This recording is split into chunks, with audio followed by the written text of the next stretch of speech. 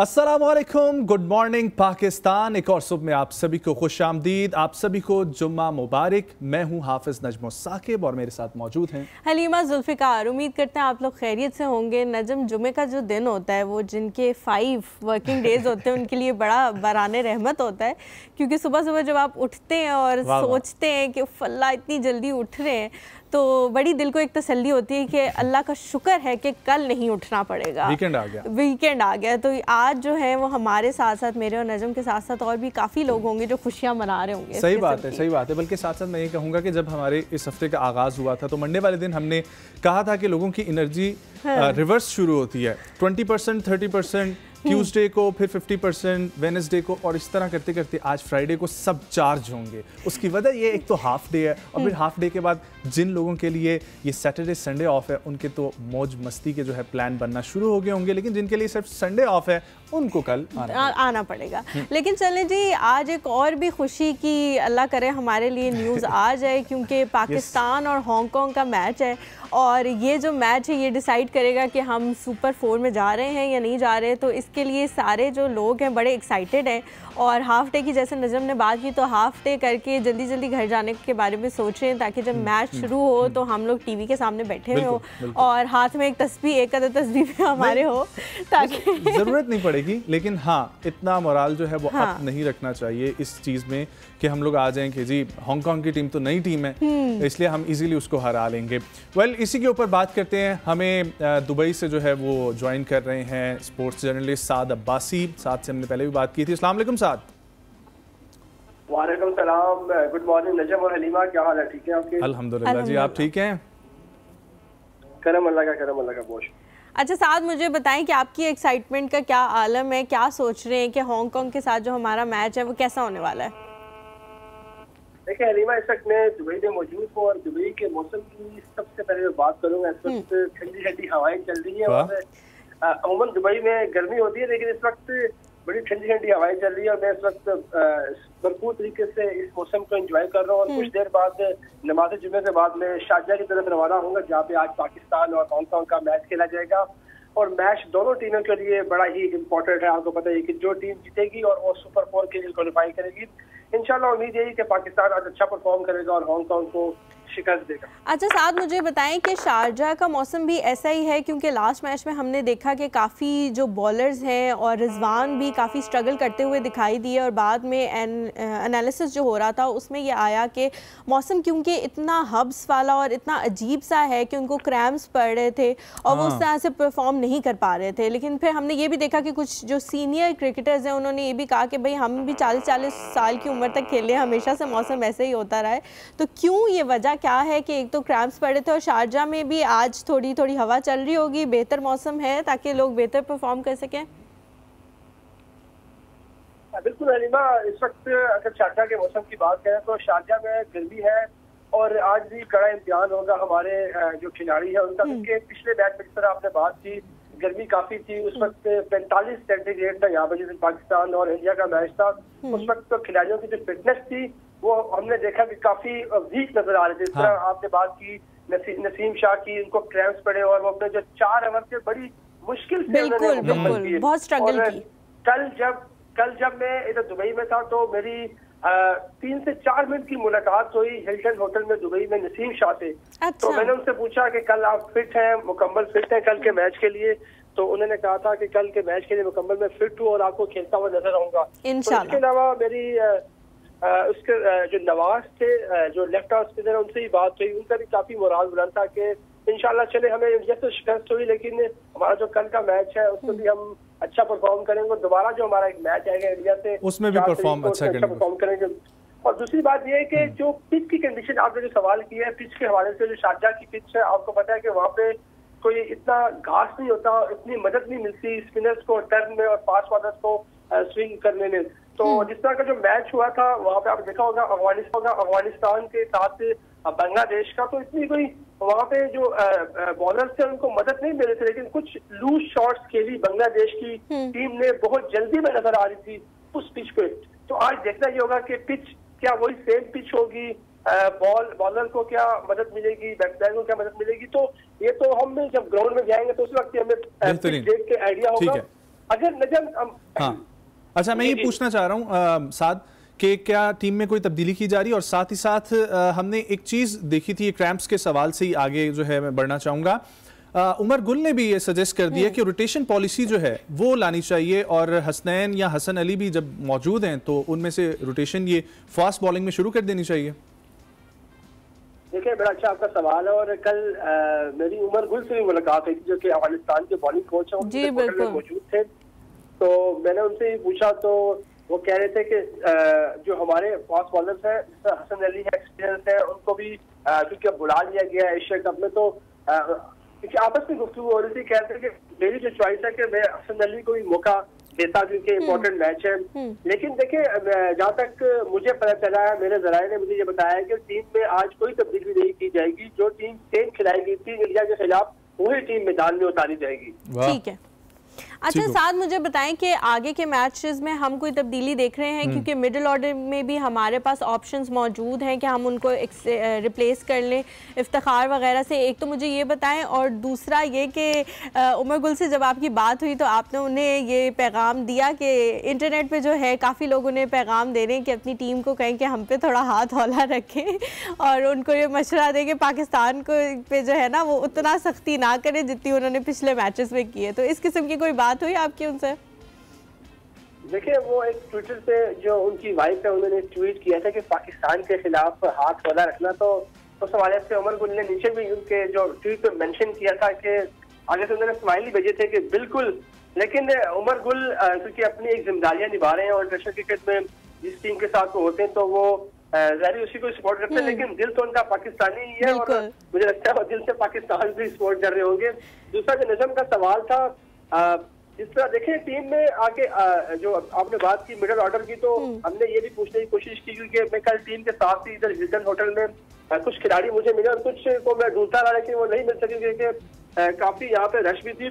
तो आपने जो बात की मिडिल ऑर्डर की, तो मुझे नहीं लग रहा कि आज के मैच में मिडिल ऑर्डर को चेंज किया जाएगा, क्योंकि मैंने जब पता करवाया अपने जराये से तो मुझे ये मालूम हुआ कि सेम टीम खिलाई जाएगी, और जो आसिफ अली है उनको ये टारगेट दिया गया है कि आप अपनी बैटिंग में इम्प्रूवमेंट लेके आए, क्योंकि अब तक आसिफ अली ने 36 टी20 मैच खेल चुके हैं, और आखिरी अगर इनका रिकॉर्ड चेक किया जाए 2 मैचेस का, तो इन्होंने 10-12 रन से ऊपर स्कोर नहीं की, और 36 मैचेस में अभी तक कुछ 50 स्कोर नहीं किए टी20 में, 36 टी20 मैच में। तो ये बड़ी एक अलार्मिंग सिचुएशन है आसिफ अली के लिए भी कि उन्होंने इस मैच में आज लाजमी परफॉर्म करना होगा। और अगर बात की जाए तो मिडिल ऑर्डर में इफ्तिखार है, खुशदिल है, इनको भी टास्क दिया गया है कि अपनी बैटिंग को इम्प्रूव करें। अगर आपने इम्प्रूव नहीं किया तो आपके लिए खतरे की घंटी बन सकती है और आप टीम से आउट हो सकते हैं। क्या सीन है साद अब्बासी, उस्मान कादिर का, उनको कोई मौका मिलेगा आगे? आज के मैच में तो मुझे नहीं लग रहा कि उस्मान कादिर को मौका मिला, क्योंकि शादाब वाइस कप्तान है और एक वाइस कप्तान का उनका टैग भी लगा, और वो बॉलिंग के साथ बड़ी अच्छी बैटिंग भी कर लेते हैं, और इस वजह से मुझे नहीं लगता कि उस्मान कादिर को आज मौका मिलेगा हांगकांग के खिलाफ। और जिस तरह टीम आज नमाज जुमा के बाद दुबई होटल से शारजाह रवाना होगी, तो वहाँ पे पिच को जारी बात है मैनेजमेंट रीड करेगी, उसके बाद ही फैसला किया जाएगा। लेकिन मुझे ये बताया गया कि टीम में कोई तब्दीली नहीं होगी और टीम सेम खिलाई जाएगी। अब जिस तरह नजीम आपने देखा होगा कि इंडिया के खिलाफ हांगकांग में बड़ा अच्छा परफॉर्म किया, यही कि हर मैच इजी होता है, उनके लड़के भी दुनिया भर में जाके क्लब लेवल क्रिकेट खेलते हैं। अगर मैं बात करूँ जो उनके कप्तान है नजाकत, बड़ा अच्छा परफॉर्म करते हैं। और इंडिया के खिलाफ देखिए, इंडिया ने 192 स्कोर किया और उन्होंने जवाबन 150 स्कोर उन्होंने किया, लेकिन 40% को शिकस्त हुई, लेकिन उन्होंने थोड़ा टफ टाइम दिया इंडिया को। अब सही होगा कि पाकिस्तानी किस तरह हांगकांग को शिकस्त देते हैं। अगर उनके यही तो इस वक्त कंफ्यूजन चल रही है, यही तो इस वक्त कंफ्यूजन चल रही है कि हांगकांग ने जितनी अच्छी बैटिंग इंडिया के अगेंस्ट की है, तो हमारे ये इतने जो बॉलर्स हैं इनको लाइन लेंथ जो है वो भूल ना जाए। कुछ इस किस्म की भी बातें आ रही हैं कि ये भी साबित कदम रहे। बिल्कुल नजम, कल जिस तरह पाकिस्तान टीम की आईसीसी अकेडमी में प्रैक्टिस सेशन था वही मंसूख कर दिया गया। उस हवाले से कोई खबर नहीं दी गई कि क्यों मंसूख किया गया। कहा गया कि खिलाड़ी आज आराम करेंगे और कल वो ही जब ग्राउंड में जाएंगे और मैदान में उतरेंगे। तो जिस तरह बात कर रहे थे हांगकांग की, तो जिस तरह नजाकत है, उनके बड़े अच्छे बैट्समैन है, उससे काफी नजर रखनी चाहिए होगी हमारे बॉलर्स को। उसके नीचे मुर्तजा है, फिर हयात है। हयात की अगर बात करूँ तो हयात बड़ी अच्छी क्लब लेवल क्रिकेट भी खेलते हैं। बड़े अरसे से हांगकांग टीम के साथ वो मुंसलिक भी हैं। उन्होंने भी पिछले मैच में इंडिया के खिलाफ 41 रन किए थे और बड़ी अच्छी इनिंग्स खेली थी। उसके बाद निशान अली है, उन्होंने नीचे से आके 26 स्कोर किया था। के शाह है, उन्होंने भी 30 स्कोर किया था।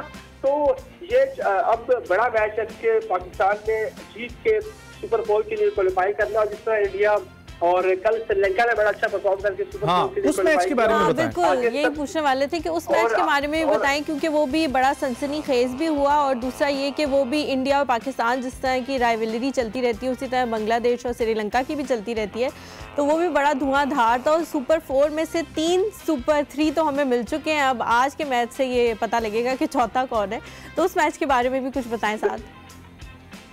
जी बिल्कुल अलीमा, देखिए जिस तरह श्रीलंका को पहले मैच में शिकस्त हुई अफगानिस्तान के हाथों, और जिस तरह आपको पता है कि एशिया कप का होस्ट भी श्रीलंका है, और बड़ी बुरी परफॉर्मेंस उन्होंने दी पहले मैच में, लेकिन लग रहा था कि शायद श्रीलंका पहले राउंड में ही इस टूर्नामेंट से बाहर हो जाए, लेकिन ऐसा बिल्कुल नहीं हुआ। जिस तरह कल उन्होंने बांग्लादेश के खिलाफ आउटस्टैंडिंग परफॉर्मेंस दी, और देखिए तमाम खिलाड़ियों ने टीम एफर्ट की, 11 के 11 ने टीम एफर्ट की, और जिस तरह आखिरी ओवर तक मैच गया और वो जिस तरह मैच जीते 2 विकेट से, बड़ा ही अच्छा मैच हुआ। और यहाँ पे मैं मौजूद था दुबई में, और बड़ा ही क्राउड भी बड़ा मौजूद था, और बड़ा उन्होंने खुशियां बनाई मैच जीतने के बाद।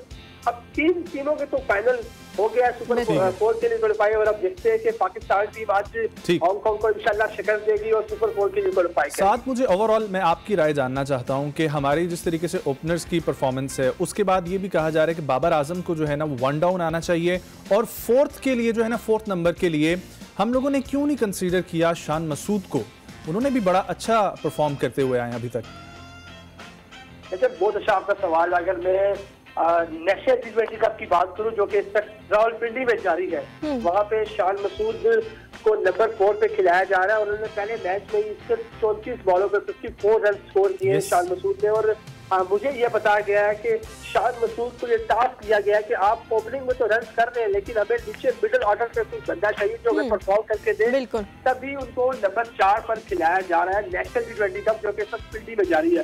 तो बिल्कुल आपका ठीक सवाल है।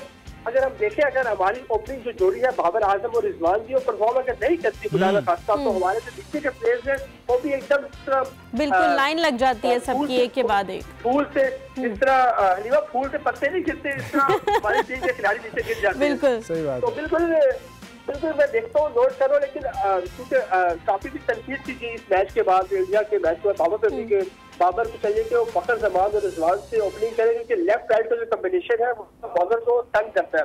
लेकिन मुझे ये मालूम हुआ है कि बाबर आजम भी दोबारा ये रिजवान के साथ ओपनिंग करेंगे और फखर जमान भी 1 डाउन आएगी। अच्छा साथ मुझे ये बताएं कि ठीक है मशवरे दिए जा रहे हैं बाबर को कि वो ओपनर ना आए, 1 डाउन आए, लेकिन कभी कभी हम ये भी देखते हैं कि फ़खर जब ओपनर आते हैं तो वो बहुत ही जल्दी अपनी विकेट और बहुत ही इजीली अपनी विकेट गंवा बैठते हैं। तो उस वक्त जो टीम का पूरा मोराल होता है वो काफ़ी नीचे आ जाता है, क्योंकि वो देखते हैं कि फ़ौरन से ही पहली दूसरी या ओवर्स में ही विकेट अगर गिर जाए तो वो जो टीम के लिए होती है पोजीशन वो बड़ी ऑकवर्ड सी हो जाती है। तो क्या ये वाकई बाबर का फैसला ठीक नहीं है कि वो खुद ओपनर आए, थोड़ा संभालें और उसके बाद फखर को आने दें ताकि वो हिटिंग करना शुरू करें? देखिए, पिछले मैचेस की बात करें, बाबर आजम और रिजवान ने परफॉर्म किया, उसमें टीम जीती। इस तरह परफॉर्म करते हैं दोनों और उसमें टीम वाकई जीत जाती है, और नीचे के बल्लेबाज भी ऑटोमेटिक परफॉर्म करते हैं। लेकिन सवाल यह है कि अब हर दिन तो हर प्लेयर परफॉर्म नहीं कर सकता, क्योंकि क्रिकेट में आपका अच्छा दिन भी आता है, बुरा दिन भी आता है। बाबर आजम इंडिया के खिलाफ इस मैच में परफॉर्म नहीं कर पाए, तो बड़ा मैच था।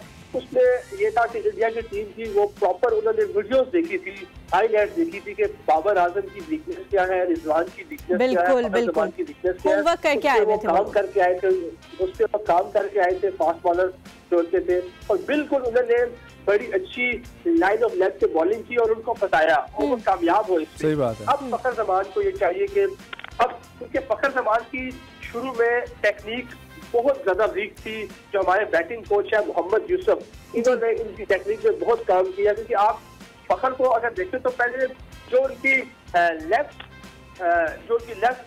लेग थी वो बिल्कुल उनके जो जब वो बैट घुमाते थे तो बिल्कुल बैट।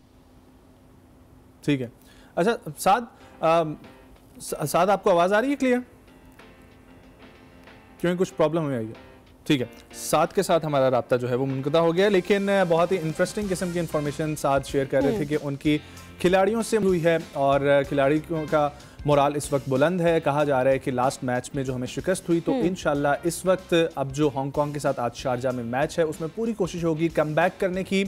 आसान हदफ कहा नहीं जा सकता हलीमा कि ये आसान हदफ होगा। आसान हदफ वजह यह है कि इंडिया के अगेंस्ट जिस किस्म की परफॉर्मेंस हम लोगों ने हांगकांग की देखी तो बैटिंग ऑर्डर उनका बहुत ही मजबूत है। टीम में कोई चेंजेस नहीं है, ये खबर है। और मौसम दुबई का तो अच्छा है लेकिन शारजा में गर्मी है।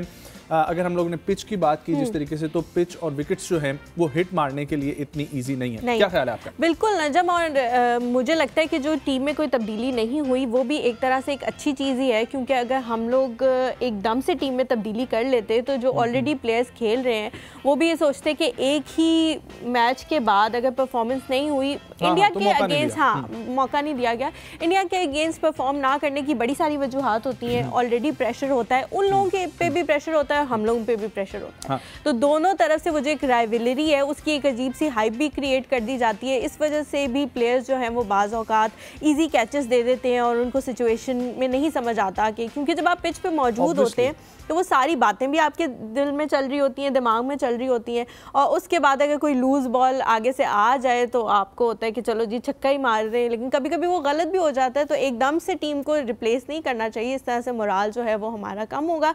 ये एक एशिया जो कप है वो हमारे लिए एक प्रैक्टिस समझ लें जो हम वर्ल्ड कप की करने वाले हैं। और बल्कि मैं उम्मीद करता हूं कि शाहीन अफरीदी को बहुत मिस किया गया है, तो जब वो वापस आएंगे तो बहुत फिट होकर आएंगे, क्योंकि लास्ट टाइम जब वो परफॉर्म कर रहे थे, लास्ट हमारा जो मैच का सिलसिला चल रहा था एशिया कप से पहले, तो उसमें उन्होंने परफॉर्म जब कर रहे थे तो उस पर किसी ने ट्वीट किया, ठीक है, लाला को मेंशन करके, शाहिद अफरीदी को, कि आपने शाहीन को समझाया नहीं है कि वो जिस तरह के काम कर रहे हैं तो इस तरह के काम ना करें। उस पर शाहिद अफरीदी का रिस्पॉन्स था कि मैंने बहुत समझाया और आज भी मैंने उसको समझाया, लेकिन फिर मैं ये मुझे जो है ना जहन में आ गया कि वो भी अफरीदी है। बिल्कुल जी, PSL के दौरान शाहिद अफरीदी साहब ने उनको काफ़ी मशवरे दिए, लेकिन उन्होंने किसी भी मशवरे पे अमल ना करते हुए फिर भी बहुत अच्छी परफॉर्मेंस उन्होंने दिखाई। तो मेरे ख्याल से अफरीदियों का यही स्टाइल है कि वो किसी की बात नहीं सुनते, फिर भी परफॉर्म करके दिखा देते हैं। और हम होप कर रहे हैं कि वो लंदन में रिहेबिलिटेशन सेंटर में हैं, तो जब वो वापस आए तो बिल्कुल फिट होकर आए और वर्ल्ड कप के लिए परफॉर्मेंस उनकी जो है वो बेहतर से बेहतरीन हो जाए इंशाल्लाह। और अगर एक और बात की जाए हलीमा, हम लोग जिक्र कर रहे थे, मैंने साथ से ये सवाल पूछना था कि आसिफ और खुशदिल को अगर हम देखें तो बड़ी अटैकिंग किस्म के वो जो है ना बिल्कुल हमेशा से रहे हैं। तो इस वक्त सिचुएशन ये है कि हिट करना मुश्किल है, विकेट्स जो हैं वो सख्त हैं। तो इस जगह पे आपको नहीं लगता कि बैटिंग ऑर्डर को मजबूत करने के लिए हैदर अली को जो है चांस देना चाहिए? बिल्कुल उसको लाना चाहिए। आपने बिल्कुल ठीक कहा है, क्योंकि ये जो पिचेस हैं और ये जो मौसम है इस वक्त का, ये बिल्कुल भी बॉलर्स की पिचेस नहीं है। वो बॉलर्स को हम लोग बहुत ज़्यादा स्ट्रगल करते हुए देखते हैं और वो सोच रहे होते हैं कि स्मॉलेस्ट टोटल अपनी टीम को दें ताकि उनके लिए चेस करना आसान हो, लेकिन फिर भी ये जो पिचेस हैं वो हिटर्स की हैं और इसी वजह से हम देख रहे हैं कि बड़े अपसेट हो रहे हैं और बड़ी अजीब और गरीब किस्म की टीमें जो हैं वो आगे आ रही हैं और बड़ा हैरान करके आगे आ रही हैं। बस ये सिर्फ और सिर्फ हम लोग ब्रेक की तरफ बढ़ेंगे, पहले ये कहना चाहूँगा कि टीम बनकर खेलेंगे तो इंशाल्लाह आज हम लोग जीतेंगे और फिर इस पर भी तबसरा करेंगे। एक छोटा सा ब्रेक, हमारे साथ रहें।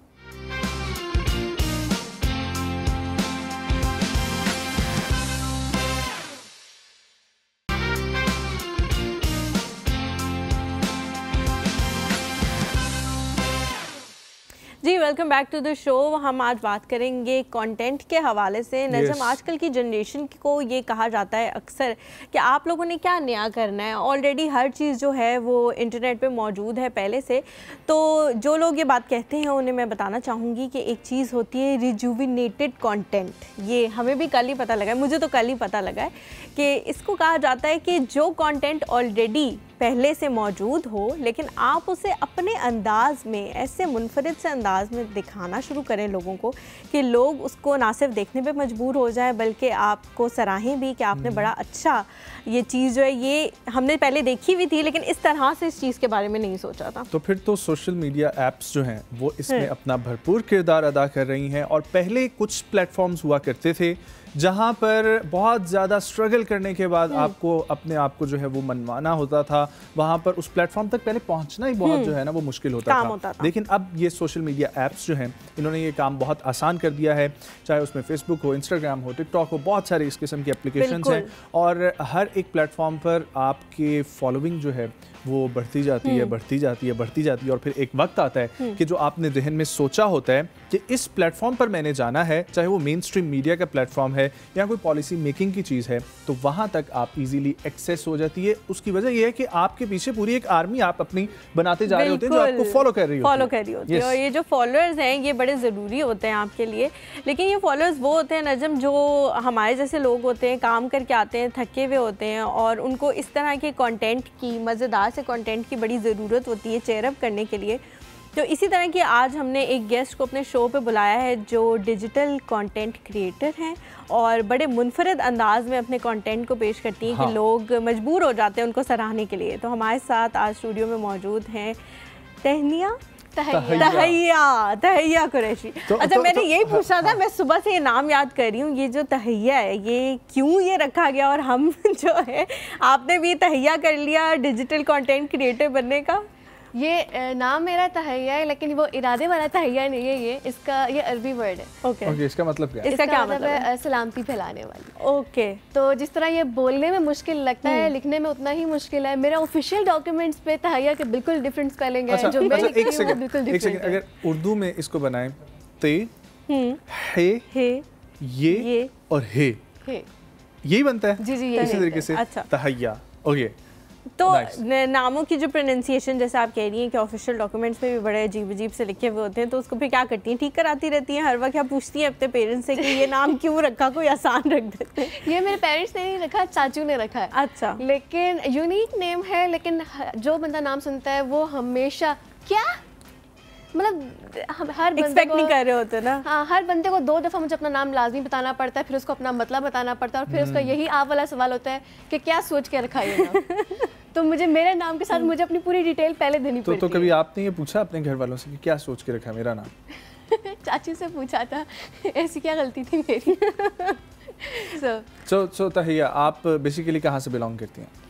मैं रावलपिंडी से ही बिलोंग करती हूँ। रावलपिंडी से बिलोंग करती हैं। ज़रा कुछ अपनी फैमिली के बारे में बताएं। फैमिली मेरी मरी से बिलोंग करती है और मेरे 3 भाई। अच्छा, ये ठीक है, फैमिली मरी से बिलोंग करती हैं, आप रावलपिंडी से बिलोंग करती हैं। आप अपनी फैमिली से बिलोंग नहीं करती? मैं अपनी फैमिली से बिलोंग करती, लेकिन मैं पैदा यहाँ पे हुई हूँ। ये आजकल इसी किस्म के लोग आ रहे हैं जो बिलोंग कहीं और से करते हैं और पैदा जो है वो रावलपिंडी या इस्लामाबाद में। इस तरह तो मैं भी पैदा हुआ कराची में, तो मैं कराची से बिलोंग तो नहीं करता ना। आपके एक्सेंट से लग नहीं रहा कि आप कराची के हैं। अगर आप कराची के होते तो फिर आपको तो मैंने तो यही बोला ना कि मैं कराची का नहीं हूँ, लेकिन मैं सिर्फ वहाँ पे पैदा हूँ। तो नहीं हो गया, आपका एक्सेंट ऐसे होना चाहिए था ना। नहीं, कराची वालों की उर्दू अच्छी नहीं होती। उर्दू, हाँ, उर्दू स्पीकिंग होते हैं, अच्छी होती है वहाँ बहुत कम। अच्छा, आप अपनी फैमिली के बारे में बता रही थी। हाँ, मेरे 3 भाई हैं, एक स्वीट सी ममा है और जो कि मुझे पता है कि मम्मा भी मुझे देख रही। मम्मा, I love you so much. और इसके अलावा बाबा है मेरे, बस। और मैं इकलौता पीस हूँ। तो वो चाचू किधर गए जो थे जिन्होंने नाम रखा था? चाचू भी। हाँ, अच्छा, पूरी फैमिली के बारे में बताऊँ? नहीं, इतना भी नहीं, इतना वक्त नहीं, और भी बहुत सारी बातें हमने करनी है। मेरे ख्याल से आगे बढ़ते हैं। हाँ, अच्छा, मुझे बताएं कि हमेशा से शौक था, क्योंकि आप मिमिक्री आर्टिस्ट भी हैं, तो होता है ना कि बच्चे जो होते हैं वो किसी को देखते हैं इस तरह घर में इस तरह नकलें उतारते हुए या कुछ करते हुए, तो वो बड़े इंस्पायर होते हैं, क्योंकि बच्चों का यही कहा जाता है कि वो आपकी बातें सुन के हरकतें नहीं करते, बल्कि आपकी हरकतें देख के हरकतें करने लग जाते हैं। तो ये कहाँ से ये शौक पैदा हुआ? शौक तो मुझे ऐसा नहीं था, जो मेरी हरकतें थी मुझे दूसरे बोलते थे कि जो तुम्हारी हरकतें हैं ना, तुम्हें इस फील्ड में आना चाहिए। और मैं इस तरह कहती थी कि नहीं यार, मुझे इन चीज़ों को शौक नहीं है ये वो। फिर एक दफ़ा मैंने कहा चलो कर लेते हैं, ट्राई कर लेते हैं। जो मेरी फर्स्ट वीडियो थी वो बिल्कुल रैंडम थी, वो कोई प्लान नहीं थी। मैं बस पार्क में गई, मेरे साथ मेरा भतीजा था, तो मैंने कहा तुम बस पकड़ो और रिकॉर्डिंग करना स्टार्ट करो। तो जो शुरू से ही ना एकदम मतलब मुझे बूस्ट मिलना स्टार्ट, वो टोटली अनएक्सपेक्टेड था। मुझे जस्ट 7 to 8 months हुए हैं, तो अभी तक लाइक मुझे ना मैं सोचती हूँ कि यार तो वीडियो क्या थी? वीडियो थी life of a Chashmish. Life of a because Chashmish. I am a Yes, Chashmish. yes. मेरा चश्मा अपना साथ रखा हुआ है, मुझे ग्लासेस के बगैर ये दोनों बंदे नजर नहीं आ रहे. तो आप लगा लेंगे चश्मा ताकि नहीं, हम मैं देखें लाइफ ऑफ अ देखिए चश्मिश. देखिए ये क्लियर करते हैं, हमारी तरफ से कोई रिस्ट्रिक्शन नहीं है कि आपने जो है वो चश्मा नहीं लगाना, हाँ. आप लगा सकती हैं. नहीं, मैं बहुत नर्ड लगूंगी, हालांकि मैं हूँ नहीं.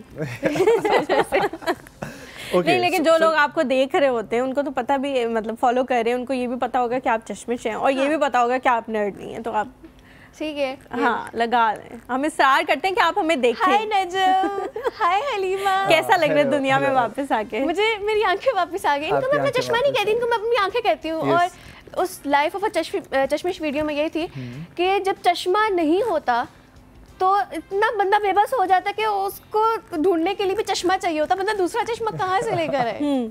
So that's the thing. मतलब आपके जब चश्मा गुम हो जाए तो उसको ढूंढने के लिए भी एक चश्मा चश्मा चाहिए. चाहिए. बंदा सर्दियों में सही चाय बात. पी रहा हो, धुंध आ जाती है, ग्लासेस साफ करने के लिए ग्लासेस साफ करनी पड़ती हैं और मास्क पहनना पड़ता है, ग्लासेस पहननी पड़ती है, कानों पे बोझ पड़ता है. तो हाँ. वो चश्मिश लोग इस चीज़ से रिलेट कर सकते हैं कि चश्मे के बगैर और चश्मे के साथ उनकी क्या प्रॉब्लम्स है. लेकिन चश्मिश लोग शरीफ लगते हैं.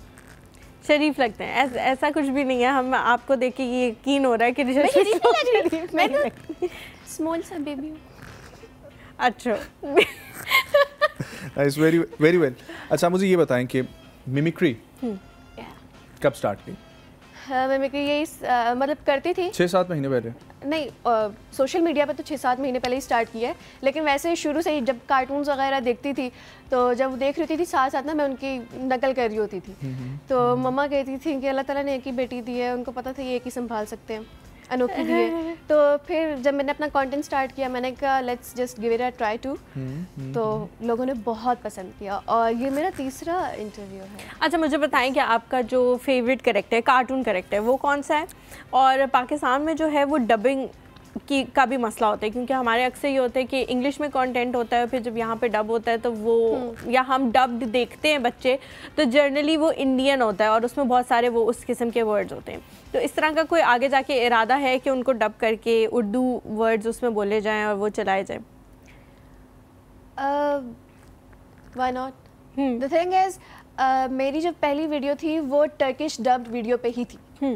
तो वो लोगों ने बहुत ज़्यादा पसंद की थी क्योंकि मैं शुरू से जब टर्किश ड्रामास देखती थी ना तो मैं कहती थी कि यार डबिंग इनकी इतनी एनोइंग है. मतलब इस तरह मैं तुम्हें मना कर रहा हूँ, यहाँ से तुम हिलने की कोशिश भी मत करना.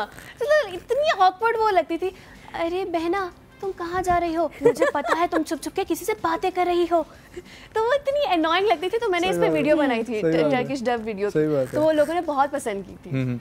अच्छा मेरा फिर वही सवाल आ गया कि कार्टून कैरेक्टर जो है वो फेवरेट कौन सा है, किसकी सबसे अच्छी आवाज़ निकालती है? स्पॉन्ज बॉब, हाँ, छोटा भीम, पावर पफ गर्ल्स की bubbles, Scooby Doo, Motu Patlu और काफ़ी इस तरह के कार्टून कैरेक्टर्स हैं जो मैं निकाल लेती हूँ. तो बस फिर करवाते हैं आपसे. आप फेवरेट कौन सा है इनमें से? Sponge Bob.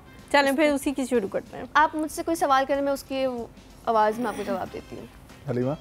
अच्छा मैं सवाल करूँ? हाँ हाँ. मैं सवाल करती हूँ. राइटिंग करने का शौक है अपने कैरेक्टर्स खुद से लिखने का, उनके बारे में? मुझे कार्टून्स लिखने का बहुत शौक है. ये नहीं हुआ. मैं स्पॉन्ज बॉब का वो जो उसका एक मेन डायलॉग जो मैं बोलती हूँ, Hey Patrick, let's go shit get jellyfishing. I'm so sorry. Okay talent है, ठीक है. आप करके दिखाएं, ठीक है, अगर इतना और है. हाँ यही ना, हाँ, अगर हम obviously. भी नहीं कर सकते. हाँ, हम नहीं कर सकते वल्ला. छोटा भीम बच्चों का बहुत फेवरेट और बच्चों से लेके बड़े तक जो है सबको पता है कि छोटा भीम जो है ना वो एग्जिस्ट करता है दुनिया में. मैं हूँ छोटा भीम, मुझे दादी के लड्डू बहुत पसंद है और इंदुमती को मैं पसंद करता हूँ, लेकिन चुटकी तुम बुरा मत मानना. वंडरफुल. अच्छा स्कूबी डू. इसको भी नहीं. हाथ रख लूं? रख ले रखने की जरूरत नहीं.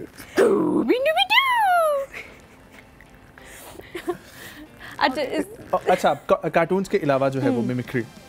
टर्किश की, जिस तरह मैंने आपको बताया, टर्किश की कर लेती हूँ और ओल्ड लेडी की. Hey you lady, let me tell you, you're looking so beautiful. Thank you so much. अच्छा मुझे बताएं कि ये जो इस किस्म के जो आइडियाज़ होते हैं, जो वीडियोस आप बनाती हैं, बहुत सारी मैंने आपकी वीडियोस ऐसी देखी जो जर्नली हम लोगों के साथ हो रहा होता है, चाची, मामी, भुप्पी, ये सारे कैरेक्टर्स हमारी ज़िंदगी में मौजूद होते हैं और वो इसी किस्म की हरकतें भी कर रहे होते हैं, लेकिन हम उस चीज़ को, जैसे मैंने शुरू में भी कहा, कि उस तरह से नहीं सोचते कि इनकी मिमिक्री करना शुरू कर दें या कुछ ऐसा। तो ये आइडिया कब आया और उस आइडिया का जब आगे से रिस्पॉन्स आया इतना अच्छा, तो उस वक्त क्या फीलिंग थी कि मतलब एक्सपेक्टेड था या बिल्कुल एक अनएक्सपेक्टेड सी चीज़ थी आपके लिए? अच्छा, जो कंटेंट क्रिएटर्स का सीन होता है और जो देसी रिलेटेबल वीडियोस हम बनाते हैं, वो हम ना अपनी डेली लाइफ में ना हर छोटी छोटी चीज़ को ऑब्जर्व करते हैं, आपके बिहेवियर को। इवन मैं मुझे तो अभी बैठे बैठे आइडिया आ गया कि मैं घर जाके एक न्यूज़ एंकर्स पे भी वीडियो बनाऊंगी कि किस तरह वो बात करते हैं, किस तरह वो ऑफ कैमरा कैसे होते हैं और ऑन कैमरा कैसे होते हैं। तो हम छोटी छोटी चीज़ों को ऑब्जर्व करते हैं और उसी वक्त आइडिया क्लिक करते हैं। अच्छा, मतलब इस बात का क्या, ऑफ कैमरा हम कैसे थे और ऑन कैमरा हम कैसे, बताएं जरा। हाँ, बताएं, हम भी जानना चाह रहे हैं कि हम ऑफ कैमरा कैसे थे। हलीमा है जी। अच्छा, अभी वो ऑन कर और सुनाए तहैया कैसी है आप, जैसे कि आप देखते हैं कि हमारे साथ एक गेस्ट बैठी हुई है तहैया, जो कि बहुत अच्छी कंटेंट क्रिएटर, और ऑफ कैमरा हलीमा कैसी थी। यार मुझे नहीं पता, देख लो मेरा हेयर स्टाइल अच्छा नहीं लग रहा, यहाँ से थोड़ा सा मैं मतलब कोई थोड़ी सी मांग सीधी करो, मुझे ठीक नहीं लग रही, लाइन है मेरा ठीक लग, यार जल्दी कर दो, टाइम निकल रहा, क्या कर रहे हो तुम लोग? क्योंकि जल्दी करने का इसलिए कह रहे होते हैं क्योंकि लाइव शो की एक रिक्वायरमेंट होती है कि हमने आके बैठना होता है, आपकी बॉडी लैंग्वेज, बोलने का अंदाज, सब कुछ चेंज हो जाता है, हंसी मजाक सब कुछ ऑफ कैमरा डिफरेंट होता है, ऑन कैमरा बिल्कुल जाहिर है। जब आप अपने दोस्तों के साथ होते हैं, अपने कलीग्स के साथ होते हैं, तो आप डिफरेंट तरह से बिहेव करते हैं। कि मैंने सही प्रेडिक्ट किया कि आप ऑन कैमरा कैसे होती हैं और ऑफ कैमरा कैसे होती हैं। ऑब्वियसली एक डिमांड है, एक डिमांड है। अब एक शख्स जो है वो नॉर्मल ऑफिस में भी है, तो उसका ऑफिस में बिहेवियर बिल्कुल अलग होगा और अपनी फैमिली के साथ, अपने दोस्तों के साथ बिल्कुल अलग होगा। कंटेंट में इसको चेंज किया जाए तो वो बहुत फनी बने। Yes, exactly. सो अच्छा, चलिए, मेरी तो आपने करके दिखा दी, अब नजम की भी करके दिखा दें जल्दी से। ये ऑन कैमरा, ये ऑन कैमरा। अच्छा, ठीक है। और अभी जब मैंने इनको करते हुए देखा था ऑफ कैमरा शीशे के सामने, ये सीन है, मैं आपको देख रही थी, मैं आपको भी देख रही थी। अच्छा। मैं बिल्कुल डायरेक्ट नहीं देख रही थी, मैं बस थोड़ा साइड से देख रही थी। नहीं, सही है, ऑब्जर्व कर रही थी आप हमें। छोटी छोटी चीजों को ना ऑब्जर्व करते, फिर उसी वक्त माइंड में आइडिया क्लिक हो जाता है। ओके, तो मैं भी घर जाके वैसे आप लोगों की भी वीडियो बनाऊंगी। चले, आप हमें टैग करें, वो वीडियो हम जरूर देखेंगे कैसी वीडियो आ रही है। मुझे बहुत अच्छी चीज एक और लगी आपके इंटरव्यू भी सुन के, और आपके बारे में पता चला गेमिंग का बहुत शौक है आपको, है? तो गेमिंग का आपको पता है, पाकिस्तान में एक बच्चे का नाम मुझे जहन में नहीं आ रहा, जो सिंध से है और वो इस वक्त टेकन में वर्ल्ड लेवल पे खेल रहा है और इतने अच्छे तरीके से खेल रहा है।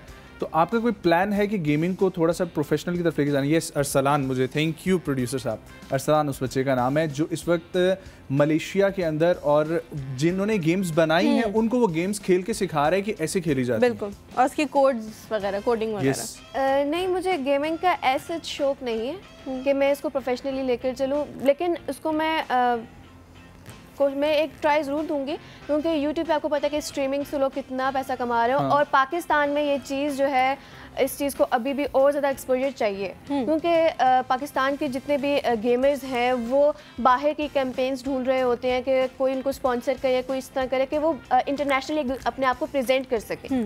तो ये मैं चाहूँगी कि अगर पाकिस्तान में ये चीज़ आ जाए तो एकदम पाकिस्तान की गेमिंग इंडस्ट्री को बहुत अच्छा बूस्ट मिलेगा। फेवरेट गेम आपकी कौन सी है? टेकन है, इसके अलावा GTA, यप, और रेजिडेंट ईविल। पता है आपको क्या करना चाहिए? मुझे याद आ गया आपके बिल्कुल काम की चीज़, अब शायद आपने काम भी किया हो। GTA में जिस तरीके से वो परफॉर्म कर रहे होते हैं ना, इधर से उधर चल के जाना, उधर से इधर से आना, गाड़ी से निकलना, गाड़ी में और लोगों को धक्के मार मार के अपनी गाड़ी से निकालना, खुद उसमें बैठ जाना। अच्छा, ये मतलब में बड़े मजे की चीज़ होती है GTA। आप जब आप खेल रहे होते हो ना, आप अपनी फ्रस्ट्रेशन निकाल रहे होते हो। अच्छा, आप इवन GTA पे भी आप मीम्स बना सकते हो, बल्कि बनती है। जिस तरह लड़कियां जो है, जिस तरह वॉक कर रही होती है, जिस तरह जो है ना, अब रिसेंटली मेरा वो आइडिया मैं अपना रिवील कर रही हूँ कि व्हाट इफ हम GTA 5 के चीट कोड्स अपनी रियल लाइफ में अप्लाई करें। सो ये लिस्टेड, सिंगल लड़के हैं, फैनी मैग्नेट लिखेंगे, लड़कियां उनके पीछे पड़ जाएंगी, ठीक है। और आप चोरी करो, पुलिस पीछे आएगी, लीव मी अलोन लिखो, यस, लीव मी अलोन, भाग जाए, चले जाएंगे आपको छोड़ के, कैसे ठीक है जाए।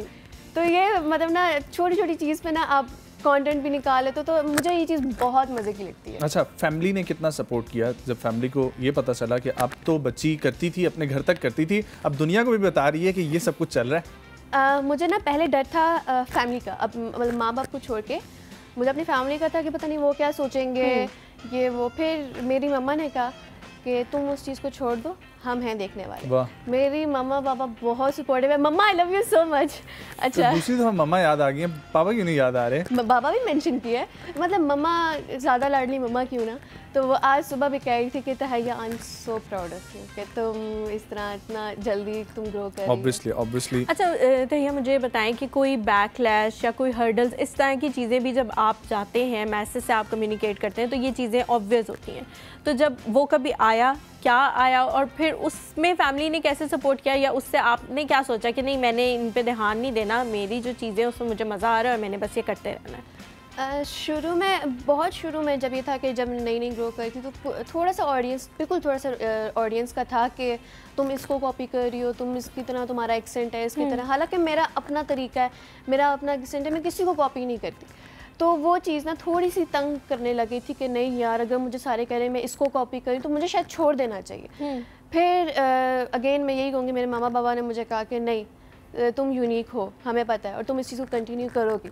तो जब मैंने लगातार उस चीज़ पे लगी रही ना, फिर एक दिन आया और मुझे रियलाइज़ हुआ, मैंने कहा नहीं, मैं उन लोगों को क्यों सोचूं जो मुझे हेट देते हैं, जो इतनी ज़्यादा आवाम मुझे सपोर्ट करती है, इतना प्यार देती है, मैं उनके लिए खुश क्यों ना हूँ। तो फिर वो एकदम मेरा माइंडसेट बिल्कुल चेंज हो गया और एकदम पॉजिटिविटी आ गई, तो that really help me a lot. ठीक है, और जब आपको ये पता लगता है कि आपने एक काम शुरू किया है और लोग पसंद तो कर रहे हैं, लेकिन उसके साथ साथ ना ये चीज़ पैसा, ठीक है, ये जब आना शुरू हो जाए तो बंदा इंडिपेंडेंट हो जाता है। बहुत सारी चीज़ों में हेल्प मिलती है, खुद भी और फैमिली को भी सपोर्ट जो है वो मिलना शुरू हो जाती है।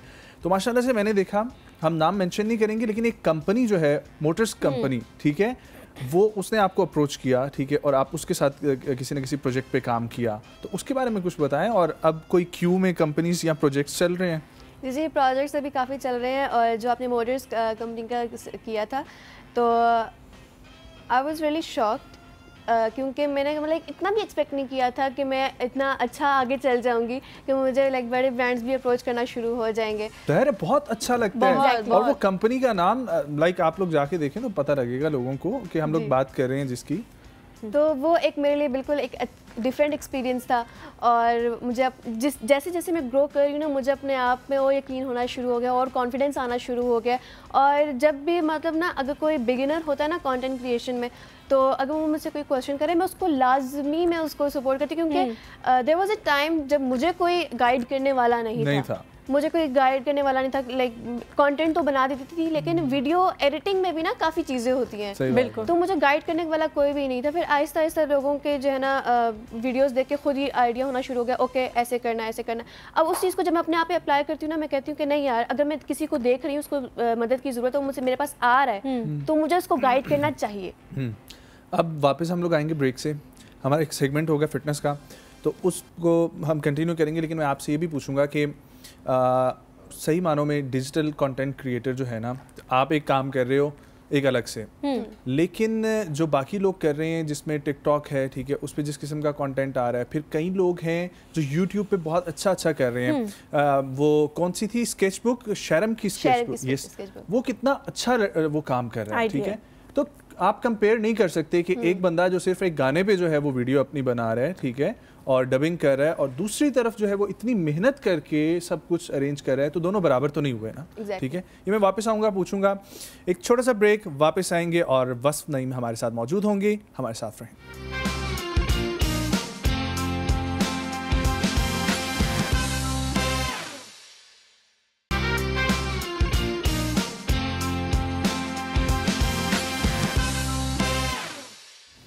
जी, welcome back to the show. हमारे साथ मौजूद हैं वस्फ नईम, और फिटनेस के सेगमेंट पे हम आ चुके हैं। वापस इसके बाद जब आएंगे तो दोबारा से तहैया से बातें करेंगे, हाँ। लेकिन अभी जो है हम वस्फ की तरफ चलते हैं। वस्फ, मुझे बताएं आज आप क्या बताने वाली हैं हमें, और जल्दी से बताना शुरू करते हैं। अस्सलाम वालेकुम, कैसे हैं आप लोग? बिल्कुल ठीक, अल्हम्दुलिल्लाह। आप हमें सलाम करके याद दिलाती हैं। हाँ जी, क्या हम भूल गए? कोई मसला नहीं, असल में आप शुरू में सलाम कर देते हैं ना पूरा, पर कोई बात नहीं, अच्छी बात है जो पहले कर दे।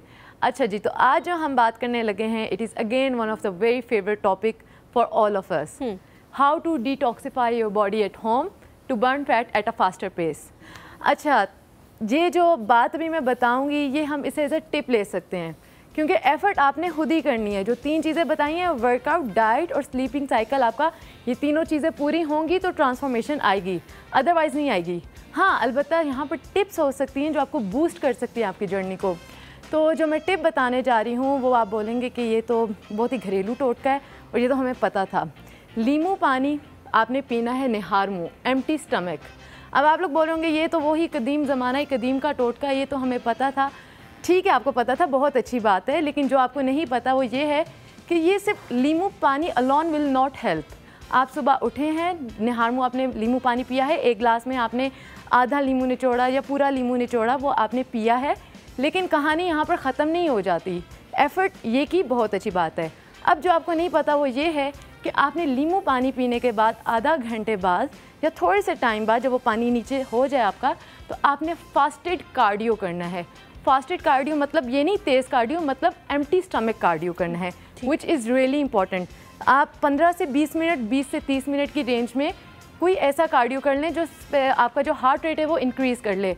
आप इसमें वॉक कर सकते हैं, जॉग कर सकते हैं, रन कर सकते हैं, साइकिलिंग कर सकते हैं, हाइकिंग कर सकते हैं, कोई भी ऐसी activity, even body weight exercises जो मैंने सेकंड सेगमेंट में बताया था, अब वो सारी एक्सरसाइजेज परफॉर्म कर सकते हैं क्योंकि वो आपका हार्ट रेट ऊपर लेके जाएगी। ओके, अब साइंस क्या है कि हार्ट रेट आपने फास्टेड कार्डियो क्यों करना है?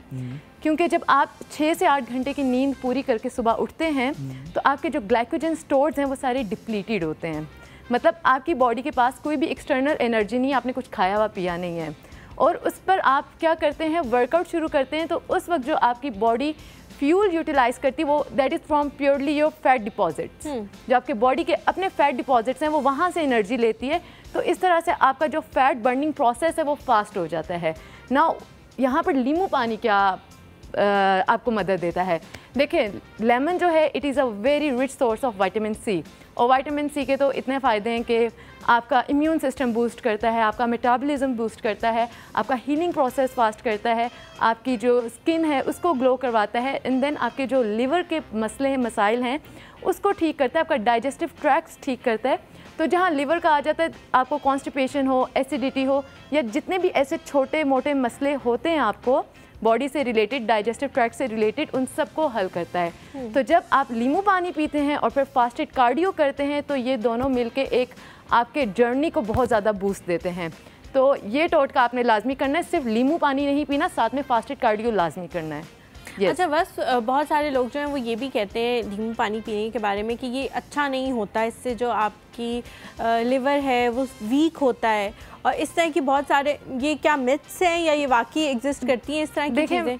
देखें, excess of anything is bad, ठीक है। आप दिन में मैक्सिमम 2 लीमू से ज़्यादा आपको नहीं लेने चाहिए, दिस इज़ बाय बुक। आगे आपकी अपनी बॉडी पर डिपेंड करता है, डॉक्टर आपको सजेस्ट कर सकता है कि आपको कितनी ज़रूरत है, बट मैं एक आइडियली और जनरली बात कर रही हूँ, ठीक है। अब उसमें भी कुछ लोग होते हैं, किसी को सोर थ्रोट हो जाता है या कुछ मसले होते हैं गले के जो खट्टा बिल्कुल बर्दाश्त नहीं कर सकते, then again it's a medical condition, ठीक है, ठीक हो गया। लेकिन अगर हम एक जनरली बात करी हूँ तो लीमू एक बहुत अच्छी चीज़ है आपकी, उससे मैंने भी बताया ना कितने फ़ायदे होते हैं, इवन लिवर का तो बहुत ज़्यादा फ़ायदे होते हैं उससे। तो आपका ब्रेक डाउन में, मेटाबॉलिज्म करने में, फूड का ब्रेक डाउन होने में बहुत ज़्यादा हेल्प करता है। तो मतलब ये चीज़ें जो बोलते हैं वो सारी मिथ्स हैं। देखिए, एक्सेस में अगर ले रहे तो ऑब्वियसली इट्स अ मिथ। हम बात करते हैं जैसे लोग कावे पर आते हैं कि ग्रीन टी बहुत अच्छी, ग्रीन टी बहुत अच्छी है, करते क्या है, अभी खाना ख़त्म नहीं किया तो मग्गा ग्रीन टी का। अब वो भी पीने का तरीका है, आप फ़ौरन नहीं पी सकते क्योंकि खाने का टाइम देना है 30 से 40 मिनट, देन उसके बाद ग्रीन टी लें, और हर वक्त ग्रीन टी नहीं पीनी, खाने में दिन में 2 से 3 दफ़ा, that's more than enough. Fasted workout की हम लोग बात कर रहे हैं, तो उसमें मेरा एक दोस्त है फरहान कासिम, ठीक है, और उस बंदे ने मुझे कई दफ़ा जो है ना ये मिथ मेरे दिमाग में डाली है, लेकिन मैंने इसका कभी किसी से जवाब नहीं लिया, तो मैं आपसे लेता हूँ कि सुबह के टाइम अगर आप रनिंग करते हैं तो उससे आपका वेट गेन होता है, और शाम के वक्त अगर आप करते हैं तो उससे वेट लॉस होता है। नहीं, ये कितनी अजीब किस्म की बात है ना, और इस पे मैं काफ़ी उसे समझा के, लेकिन नहीं, सुबह के वक्त रनिंग करना, मुझे इस चीज़ की बेस नहीं समझ आ रही। ऐसा कुछ भी नहीं होता, रनिंग करना आपका ज़ाहिर है कार्डियो, हार्ट रेट ऊपर होगा, फैट बर्निंग प्रोसेस है। वेट गेन सिर्फ तब होता है जब आपका लाइफस्टाइल बहुत ज़्यादा लेज़ी हो और आप ओवर कंज्यूम कर रहे हो फूड को या कोई मेडिकल कंडीशन हो, हार्मोनल प्रॉब्लम हो, रनिंग का इससे कोई लेना देना नहीं है। I can not find any connection between. Running हमेशा फायदेमंद है, रनिंग हमेशा फ़ायदेमंद है अनटिल अनलेस आपको कोई मेडिकल कंडीशन है, नी का प्रॉब्लम है या कोई ऐसी कंडीशन जिसकी जो आपको सांस बहुत ज़्यादा चढ़ जाता है या अस्थमा हो, तो वरना कोई ज़रूरत नहीं है कि मतलब इसको इस चीज़ से लिंक करने की कि आप मॉर्निंग में रनिंग करेंगे तो आप मोटे हो जाएंगे। नहीं, it's just a myth. Thank you so much. हो सकता है वो नजम को डीमोटिवेट करना चाह रहे हो कि आप इतना ना करें, बस इसके अलावा और कोई बचा नहीं, वो आपको डीमोटिवेट करना चाह रहे हैं। अच्छा, हम बात कर रहे थे लेमू के फायदों पे और कोर पे। हाँ जी, अच्छा हाँ, यहाँ पर आपने कोर का क्वेश्चन किया, ये बहुत अच्छा है। लीमू के फ़ायदे हमने बता दिया, एम्प्टी स्टमक भी बता दिया, फास्टेड कार्डियो के बारे में बता दिया। अब बात करते हैं कोर की, जो बहुत सारे लोगों में अभी भी मिसकंसेप्शन है कोर के बारे में। yes, अच्छा ठीक है, आई एम रियली सॉरी, ठीक है, क्योंकि लीमू की बात हो रही थी तो यहाँ से मेरे ज़हन में आया कि ये सिर्फ लीमू है या सिट्रसी फ्रूट जो हैं, सिट्रसी फ्रूट बेसिकली जिसमें भी विटामिन सी का कंटेंट ज़्यादा है। लीमू की मैंने बात इसलिए की थी क्योंकि वो बहुत ज़्यादा इजीली अवेलेबल है। ठीक, हर घर की कहानी है, लीमू होता है, एक बूटा हमने लीमू का लगाया होता है, तो लीमू सबसे ज़्यादा अवेलेबल है। अदरवाइज जितने भी ग्रेप फ्रूट हैं, सिट्रसी फ्रूट्स हैं, ये आप लोग यूज़ कर सकते हैं क्योंकि they all are rich source of vitamin C, और यहाँ पर विटामिन सी के फ़ायदे हम बता रहे हैं। ठीक है, तो yes, we were on core की कोर होता क्या है, लोगों में बहुत ज़्यादा इवन फिटनेस प्रोफेशनल्स हैं उनके पास भी मिसकंसेप्शन है कि कोर, वो सोचते हैं कि ये जो एब्डोमिनल 6 पैक्स हैं that is the core, which is really not true. It's just a one piece of the puzzle. Core सिर्फ ये जो आपके सामने 6 मसल्स हैं वो नहीं है। कोर आपके ये ओब्लिक्स हैं। कोर असल में आपकी बॉडी का वो सेंट्रल पार्ट है जिसने आपकी बॉडी को स्टेबलाइज किया हुआ है, जिसमें आपके ओब्लिक्स इंक्लूडेड है, आपकी लोअर बैक, आपके पेल्विक फ्लोर मसल्स, ये एरिया यहाँ से आगे और पीछे, और हिप्स के मसल्स, ये सारे इंक्लूड कर आते हैं कोर में। और ये वो रीजन है जिसने आपकी पूरी बॉडी को स्टेबलाइज किया हुआ है। इसके बगैर अगर ये आपका स्ट्रॉन्ग नहीं है, वीक है, तो इसमें बहुत सारी आपको दर्द, आप बहुत ज़्यादा दर्दों का शिकार हो जाते हैं। आपको बैक पेन रहेगी, आपको लोअर बैक रहती है, लोगों को हिप बोन में पेन होती है, उन्हें यहाँ पर उनके जो एब्डोमिनल मसल्स हैं वो टाइट रहते हैं, डिफरेंट आपको दर्दें होती रहती हैं। लेकिन कोर को स्ट्रॉन्ग करना बहुत इंपॉर्टेंट है क्योंकि ये आपका पोस्चर भी सीधा रखता है, आपकी बॉडी अलाइनमेंट ठीक रखता है। तो क्वेश्चन आता है कि कोर को इंगेज कैसे करना चाहिए। हम हमेशा एज अ ट्रेनर हम बोलते हैं अपने क्लाइंट्स को कि जब भी आप कोई वर्कआउट कर रहे हैं तो आप अपने कोर को इंगेज रखें। अब ये समझ नहीं आती भाई, कोर का मसल तो हम ये पेट का ही समझते हैं, लेकिन ये कोर इससे इज बियॉन्ड दैट। तो जब भी मैं बात करूं कि आप जब वर्कआउट करें तो कोर को इंगेज रखें, even though if you are not working out, to try to keep your core engage throughout the time. अगर if somebody is about to punch your stomach, तो आप फौरन से अपना पेट जो है ना सख्त कर लेते हैं, but at the same time you are able to breathe. ठीक है, जस्ट इमेजिन करें कोई आपके पेट पे पंच करने लगा और आपने कि मुझे दर्द ना हो और आपने अपने पेट के मसल्स को सख्त कर लिया है, इसका मतलब है आपने अपने कोर को इंगेज कर लिया है। अब कोर इंगेज इस तरह से होता है, अब आपने इसको मसल माइंड कनेक्शन बना के रखना है, but at the same time you are able to breathe. अब यहाँ पर मैं कुछ एक्सरसाइजेस बताऊंगी जो आपके कोर को स्ट्रॉन्ग करने में हेल्प करेगी, क्योंकि कोर का स्ट्रॉन्ग होना बहुत ज़्यादा लाजमी है एक अच्छे वर्कआउट के लिए, एक अच्छे और इफेक्टिव वर्कआउट के लिए, और एक एक्टिव लाइफस्टाइल के लिए भी। तो सबसे पहले हम जो एक्सरसाइज स्टार्ट करेंगे उसे हम बर्ड डॉग कहते हैं, जिसमें आपने टेबल टॉप पोजीशन में आ जाना है। आपके palms should be directly under your shoulders and your knees should be directly under your hips. अब आपने अपनी एक टांग उठानी है ऐसे स्ट्रेट, ठीक है, एंड यहाँ से ये हाथ उठाना है, ठीक है। लेफ्ट टांग है तो राइट हैंड। अब इसको बिल्कुल प्लैंक्स बिल्कुल पैरेलल कर देना है ज़मीन पर, ज़मीन के साथ ये आपका पैरेलल हो, और इस पोजीशन को होल्ड करना है and breathe in and breathe out करना है। और जब आप ब्रीद आउट कर रहे हैं तो आपने अपने जो बेली बटन है उसको स्पाइन की तरफ ऊपर की तरफ उठाना है, कमर की तरफ खींचना है, एंड देन ये पोजीशन आपने मेंटेन करनी है जितने भी सेकंड्स आप होल्ड कर सकते हैं। Then come down slowly. फिर आपने सेम चीज़ दूसरी साइड से भी परफॉर्म करनी है। Yes, and make sure you are breathing. Very nice. और ये 3 दफ़ा 4 दफ़ा इसके रैप्स आप कर सकते हैं, 3 दफ़ा कर सकते हैं, 15-15 सेकंड का होल्ड करें, या जितना आप इजीली कर सकते हैं 5 सेकंड का कर सकते हैं तो गुड। आहिस्ता आहिस्ता आपने बढ़ाना है, एक ही गो में नहीं होगा। बैलेंस, असल में यहाँ पर हम बैलेंस और कोऑर्डिनेशन और ब्रीदिंग को हमने सबसे ज़्यादा फोकस करना है, क्योंकि इन सारी चीज़ों को जब हम फोकस करते हैं तो हमारा कोर इंगेज हो जाता है। ठीक है। Okay, now the second exercise is जो हम सब बहुत ज़्यादा करते हैं, plank. Plank is an excellent exercise to improve your core muscles, ठीक है, ये आपके स्ट्रॉन्ग करता है। यहाँ पर plank is again a muscle mind connection. जब आप एक्सहेल आउट करेंगे तो अपने बेली बटन को ऊपर की तरफ खींचना है। अगर आपको कैमरे में दिख रहा होगा तो मैं अपना बेली बटन अंदर की तरफ खींच रही हूँ जब मैं सांस बाहर निकाल रही हूँ, ठीक है। ब्रीदिंग का पैटर्न है, जब आप सांस बाहर निकाल रहे होंगे तो आपने बेली बटन को अंदर अपने कमर की तरफ खींचना है। इससे आप अपने कोर के मसल्स को इंगेज कर लेंगे, ठीक हो गया। देन थर्ड एक्सरसाइज जो मैं बताऊंगी दैट इज़ साइड प्लैंक। ये आपके जो साइड के मसल्स जो हैं, ओब्लिक्स है, उसको भी बहुत अच्छे से टारगेट कर लेगा। अगर आपका बैलेंस अच्छा नहीं है तो आप इस तरह से भी कर सकते हैं, नीज वाली पोजीशन में, बट बिल्कुल स्ट्रेट में रहना चाहिए। And if your balance is good तो आप ये पोजीशन करें, हाथ को यूँ सीधा रख लें। And again make sure you're breathing, core के मसल के साथ मसल माइंड कनेक्शन बनाना है।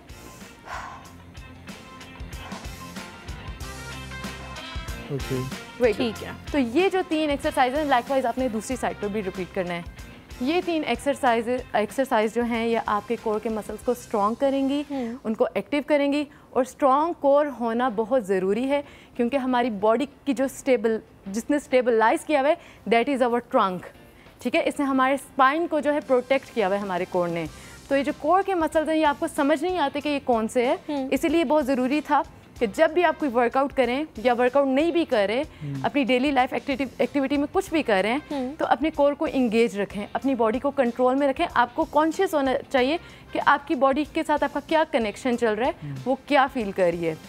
तो ऑलवेज मेक श्योर कि आप अपने कोर को स्ट्रॉन्ग करें और उस पर वर्क करें। अच्छा ठीक है, बस मुझे एक आखिरी बात बता दें कि बहुत सारे लोग जो हैं वो विटामिन सी की टेबलेट्स वगैरह खाते हैं और वो जो पानी में डिज़ोल्व हो जाती हैं वो भी खाते हैं, तो क्या वो भी खाना सुबह के वक्त अच्छा है या वो पानी में डिज़ोल्व करके अगर लें, क्योंकि वो भी सिट्रस सी होती हैं? देखें ठीक है, क्वेश्चन तब आ जाता है हमारे पास अगर हमारे पास नेचुरली ये न्यूट्रिएंट्स अवेलेबल ना हो। ठीक है। अगर अवेलेबल हैं तो आप बेहतर ये कि से बेहतर क्या चीज़ है, ठीक है।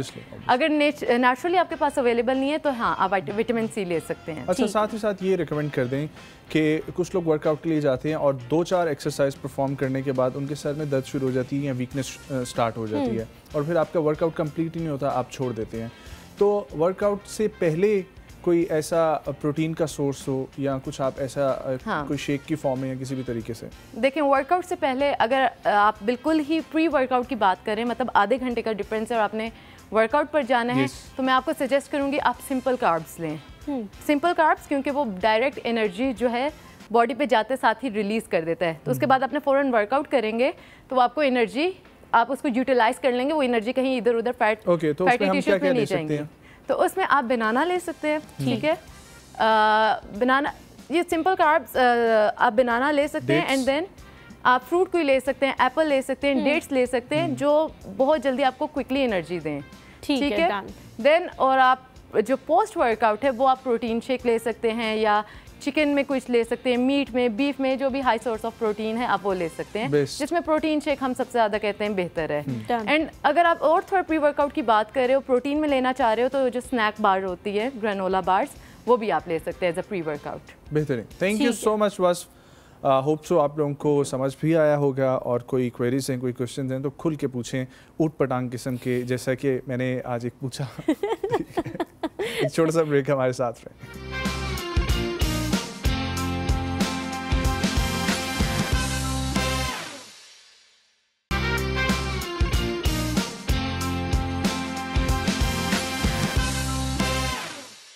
जी welcome back to the show. Najam, अभी हमने देखा कि वस ने हमें काफ़ी चीज़ें बताई कोर के हवाले से, तो चलते हैं तहिया की तरफ। तहिया, मुझे ये बताएं कि आपने भी देखा कि वो क्या हमें बता रही थी एक्सरसाइजेस करके, तो उसमें क्या क्या ऑब्जर्व किया, चलें पहले वो बताना शुरू करते हैं। मैं तो ये सोची जितने उन्होंने लीमू के फ़ायदे बताए हैं, लीमू महंगा ना हो जाए, वही चीज़ कहने लीमू ऑलरेडी काफ़ी महंगा है, लीमू आगे काफ़ी महंगा है और ये मेरे ख्याल से इसी वजह से लीमू आजकल इतने महंगे चल रहे हैं। घर में एक बूटा लगाए ना सारे, अब इतना कौन वेट करे, पहले बूटा लगाओ फिर अरसा वेट। नहीं, लीमू का पौधा बहुत जल्दी बड़ा तब तक तो वो मोटिवेशन ही मर जाएगी जब तक लीमू उगेंगे। वीडियो संभाल के रखें, दोबारा देख लेना। लेकिन बस वैसे ओवरऑल क्या नोट किया एज ए ऑब्जर्वर? ऑब्वियसली कुछ ना कुछ तो किया ही होगा। हाँ, यही किया है कि अभी इनको देख के ना मुझे बड़ी मोटिवेशन है, ओके मुझे भी लाइक थोड़ा सा लूज करना चाहिए।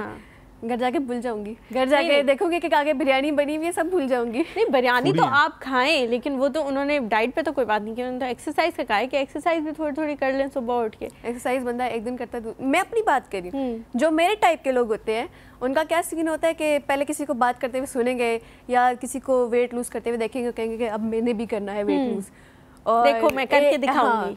एक दिन एक्सरसाइज करते हैं, मैं ऐसे ही ठीक हूँ, मैं जैसी हूँ मैं अपने आप को वैसे ही एक्सेप्ट करती हूँ, मुझे कोई जरूरत ही नहीं है हमसे ना हो पाएगा। सेल्फ लव की बातें करना शुरू कर देते हैं। सेल्फ लव, जैसे अपने आप को वैसे एक्सेप्ट कर, मैं तो वैसे ही करती हूँ। तो क्यों कोई फिटनेस रूटीन नहीं है? नहीं, बड़ा सिंपल आगे सा आगे आगे रखने का इरादा भी नहीं है। नहीं रखूंगी, हाँ मतलब ऐसे कुछ इमीडिएट सोचे नहीं है, मगर सोचेंगे। अच्छा, जो ब्रेक पे जाने से पहले हम लोग बात कर रहे थे, ठीक है, क्योंकि मैं आपकी ना राय जानना चाहता हूँ। आपने आगे काम करना है और आपने स्टार्ट ही एक अच्छे मूव से लिया कि कुछ कंटेंट बना के आप डाल रहे हो, ठीक है, लेकिन आपके नज़दीक रियल कंटेंट क्रिएटर का ये जो वर्ड है, ठीक है, ये कौन होते हैं लोग? ये कि अगर उन्होंने एक बाउंड्री तो होनी चाहिए ना। जी, पहली चीज़ ये कि अगर आपने ना अगर कोई कंटेंट उठाया जो कि ऑलरेडी बना हुआ है, क्योंकि यूट्यूब इंस्टाग्राम भरा हुआ है एक ही चीज़ पे, बिल्कुल, जिम पे, खाने पीने, मतलब हर चीज़ पे आप फ़नी कंटेंट बना देते हो। लेकिन अगर आपको पता है कि आपने ये चीज़ इसको कंटेंट में बदलना है, आपने भी वही चीज़ बनानी है, तो आपने उसको अपने तरीके से कैसे डिफरेंट बनाना है, ताकि लोग उस चीज़ में ना सिमिलैरिटीज़ ना ढूंढे कि यार ये तो ऑलरेडी चीज़ बनी हुई है ये वो। तो ये एक रियल कंटेंट क्रिएटर जो होता है ना, उसमें ये होता है कि अगर आपने एक चीज़ दोबारा बनानी है ना, उसमें भी अपनी यूनिकनेस आपने लाजमी डालनी, ताकि जो ना वो मोनोटोनस ना एक आ जाए कि मतलब इसने सेम चीज़ कॉपी करके डाली। तो यूनिकनेस लाने के लिए क्या करना की ज़रूरत है? अपना थिंकिंग पैटर्न थोड़ा चेंज करने की ज़रूरत है कि जो चीज़ उसने बनाई है वही आप ना बना दें, या वही जुमले या वही बातें ना हो। क्योंकि कुछ मैंने आपकी वीडियोस देखी, वो किसी और यूट्यूबर के साथ या किसी और कंटेंट क्रिएटर के साथ भी थी, तो वो आप लोग एक दूसरे को ज़रा मज़े के तौर पे, हाँ मैं ये करती हूँ, ये करने की उम्र है लेकिन ये कर रही हूँ, वो है तो सेम चीज़, लेकिन वो जाहिर है अपने अंदाज से सोच रहे हैं और आप अपने अंदाज से सोच रही हैं। तो वो उसके बारे में बताएं कि क्या डिफरेंट है, आपको क्या लगता है आपके अंदर क्या डिफरेंट है? मेरे अंदर ये डिफरेंट है, फर्स्टली जो मेरा जिस नाम से है, निकी बे के नाम से मशहूर, तो निकी इज़ माई कैरेक्टर। तो उस कैरेक्टर का ये सीन है, वो एक बच्ची है जो कि दूसरों से बिल्कुल डिफरेंट सोचती है, ठीक है। अगर आप ABC सीधी पढ़ते हैं, वो ABC उल्टी पढ़ती है। और ये कैसे सुनाऊं? हाँ, obviously, come on. ZYXWVUTSRQPONMLKJIHGFEDCBA। तो वो जो बच्ची है, और बाय द वे ये कैरेक्टर वो मेरे अपने आप से इंस्पायर्ड हूँ, क्योंकि मैं जब बचपन में थी ना, हर उल्टा सवाल मेरे दिमाग में आता था कि जब ABC में F है तो हम फिजिक्स में PH क्यों यूज़ करते हैं? F की कोई औकात नहीं है कि उसको यूज़ नहीं कर सकते थे। जब S है तो C क्यों हम यूज करते हैं? जब K है तो C फॉर K क्यों होता है? K फॉर K क्यों नहीं होता? तो ये C फॉर कैट क्यों होता है? C फॉर कैट क्यों होता है? जब C फॉर कैट होता है तो K, C की साउंड C क्यों है? वो K क्यों नहीं साउंड करता? हालांकि काइट तो काइट से होती है। K से होती है, K से होती है, तो K फॉर K क्यों नहीं होता? क्यों नहीं होता? वही ना। तो ये जो स्टूडेंट है निकी, वो अपनी टीचर से इसी तरह के क्वेश्चंस कर करके ना टीचर को पागल कर रही होती है। तो वो she is such a fun child, और वो अपनी टीचर को उसने नथ डाल के रखी होती है कि बस ना पढ़ना है ना पढ़ने देना है। तो ना वो अपनी टीचर को पढ़ाने देती है ना वो खुद पढ़ती है। अच्छा, कोई इंडस्ट्री की तरफ आने का सीन है, मीडिया इंडस्ट्री की तरफ? चांस मिला तो क्यों नहीं, बल्कि मैं तो चाहती हूँ कि अगर मैं डबिंग कर सकती हूँ ना, तो पाकिस्तान में डबिंग की तरफ मतलब फिल्म वगैरह की, शॉर्ट फिल्म की भी ऑफर नहीं है? शॉर्ट है अभी मेरा बात चल रही है। अच्छा, 2021 में एक आपकी शॉर्ट फिल्म आई थी जो एक ट्रू स्टोरी से इंस्पायर थी, मेहरबान के नाम से, तो वो क्या थी और आगे जो आ रही है उसका कोई कॉन्सेप्ट अभी तक फाइनलाइज हो गया है कि क्या करना है, या कुछ अभी थिंकिंग प्रोसेस में चीज़ें? जो मेरी 2021 में मेहरबान के नाम से जो आई थी, वो आपको पता होगा कि लाहौर में एक कपल मशहूर हुआ था जिन्होंने प्रपोज किया था। जी वो वाला? नहीं, प्रपोज वाला नहीं, फिर बहुत सारे कपल प्रपोज मशहूर वाला हो नहीं, गए। जो जिनकी शादी होने वाली थी और शादी से पहले लड़के को करंट लगा था, उसके बाजू वगैरह काट दिए गए थे और गवर्नमेंट ने, मतलब लोगों ने उनकी ट्रू लव स्टोरी को काफी अप्रिशिएट किया हाँ, था। लड़की ने फिर भी शादी की थी फिर भी शादी की थी। तो ये रिफा के स्टूडेंट्स हैं रोमैटिक्स में, उनको मेंशन करना चाहूँगी। उन्होंने ये मतलब ना उन्होंने मुझे हायर किया था और उनके साथ मिलकर ये मैंने काम किया था और बहुत अच्छा एक्सपीरियंस था। वो मेरा फर्स्ट एक्सपीरियंस था ऑन स्क्रीन, तो मुझे बहुत अच्छा लगा था और मेरा उसमें सीरियस कैरेक्टर था। हालांकि मुझे नहीं लगता मैं रियल लाइफ में भी सीरियस बनती हूँ। तो कैसा रहा एक्टिंग का एक्सपीरियंस? अच्छा था। मैं तो कहूँगी कि अगर जिसने नहीं भी देखी हुई जाके लाजमी देखे, ताकि लोगों को पता लगे कि एक और जो है वो स्टार उभर रहा है। हाँ। अच्छा, तो सीरियस जो कैरेक्टर था वो जब आपको ऑफर हुआ, उन्होंने कहा कि आपने करना है, तो उस वक्त आपने क्या सोचा कि मैं तो ना ज़िंदगी में ऐसी हूँ, ना मैंने कभी कोई ऐसा कंटेंट क्रिएट किया है। I trust my self. हाँ, मुझे पता है कि एक चीज़ में मतलब मुझे कोई टास्क देंगे मैं कर लूँगी। क्या बात है, बहुत खूबसूरत। और ये इतना जो है ना खुद एतमादी होनी चाहिए, तभी आप आगे बढ़ते हैं। लेकिन एक चीज़ जहाँ से हमने बात स्टार्ट की थी, मिमिक्री। आपको पता है फीमेल मिमिक्री आर्टिस्ट मेरे जहन में तो कोई भी नहीं है इस वक्त पाकिस्तान में जो परफॉर्म कर रही हो। कोई है? नहीं है ना? मुझे लेकिन बस मेल है। इंडिया का पता है। इंडिया में जो मेरे ख्याल से कपिल शर्मा शो में आई थी, और वो हैं। लेकिन मैं बात कर रहा हूँ कैरेक्टर्स की। अब जिस तरीके से पॉलिटिशियंस हैं, जिस तरीके से एक्टर्स हैं, इनकी मिमिक्री लोग बहुत सारे करें, जिसमें अली मीर साहब भी हैं, बासित भी हैं। उस दिन हमारे साथ हमारे एक और दोस्त शहरोज भी मौजूद थे, वो भी कर। लेकिन फीमेल कोई नहीं है और दूसरा कार्टून्स की कोई नहीं करता। और तो ये गैप है, इसको आप फिल करें। और बल्कि आपने जिस तरह बात की कि इंडिया में हैं, तो वो लोग भी जो हैं वो कार्टून्स के कैरेक्टर जो हैं वो ज़्यादातर लड़कियां करती हैं। तो क्या फीमेल आर्टिस्ट मिमिक्री में होने चाहिए ताकि वो कार्टून कैरेक्टर्स इजीली कर सकते हैं? क्योंकि बच्चे, लड़के भी जब छोटे बच्चे होते हैं नजम, तो उनकी आवाज़ भी थोड़ी लड़कियों से ही सिमिलर होती है। जी बिल्कुल। ये है कि मैं ये कहूँगी कि मुझे अगर इस तरह का कोई अपॉर्चुनिटी मिलती है जहाँ डबिंग वगैरह का सीन हो, तो मैं लाजमी करूँगी, क्योंकि पाकिस्तान में ये चीज़ अभी लड़कियों के लिए बहुत कम है। तो मुझे ये अपॉर्चुनिटी मिलेगी तो मैं लाजमी इस चीज़ को करूँगी, क्योंकि आई नो कि इस चीज़ में डबिंग मैं बहुत अच्छे से कर सकती हूँ। अभी शायद क्या पता मैं इतनी पॉलिश्ड ना हूँ, लेकिन इस फील्ड में प्रॉपर आके प्रोफेशनली मैं और ज़्यादा पॉलिश हो जाऊँगी अगर मुझे वाकई अपॉर्चुनिटी मिली इस चीज़ की मिलती है। लास्ट क्वेश्चन, फ्यूचर के लिए क्या प्लानिंग है? फ्यूचर के लिए अभी जो कंटेंट क्रिएशन कर रही हूँ, तो आई रियली होप, क्योंकि बातचीत भी काफ़ी चल रही है, तो इंडस्ट्री की तरफ भी मैं आहिस्ता आहिस्ता आने वाली हूँ इंशाल्लाह। और इसके अलावा बाकी करियर मेरा स्टडीज़ चल रही है, अल्लाह मालिक है, बाकी कंप्लीट हो जाए। लगता है स्टडी का शौक नहीं है। स्टडी का शौक नहीं है। जो बच्ची उल्टी ABC पढ़ी है वो उसमें क्या टीचर्स के साथ पढ़ना है। Well, thank you so much तहिया कुरैशी। इंशाल्लाह हम जो है ज़रूर आपको नेक्स्ट टाइम भी बुलाएंगे और फिर हम लोग बात करेंगे। और तब तक आप नई एक्सप्लोरेशन करें और हम आपको फॉलो करते हैं और देखते जाते हैं।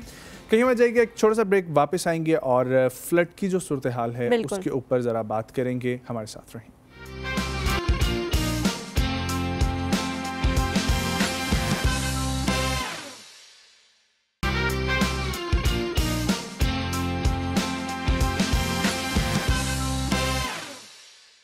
जी, welcome back to the show. बात करेंगे फ़्लड के हवाले से। नजम, दिन ब दिन जो सिचुएशन है वो वर्स्ट होती जा रही है। बहुत सारे ममालिक हैं जो हमारी मदद करने की कोशिश कर रहे हैं, बहुत सारे इंडिविजुअल्स हैं जो हमारी मदद करने की कोशिश कर रहे हैं। बांग्लादेश से भी इमदाद का ऐलान किया गया है पाकिस्तान के लिए।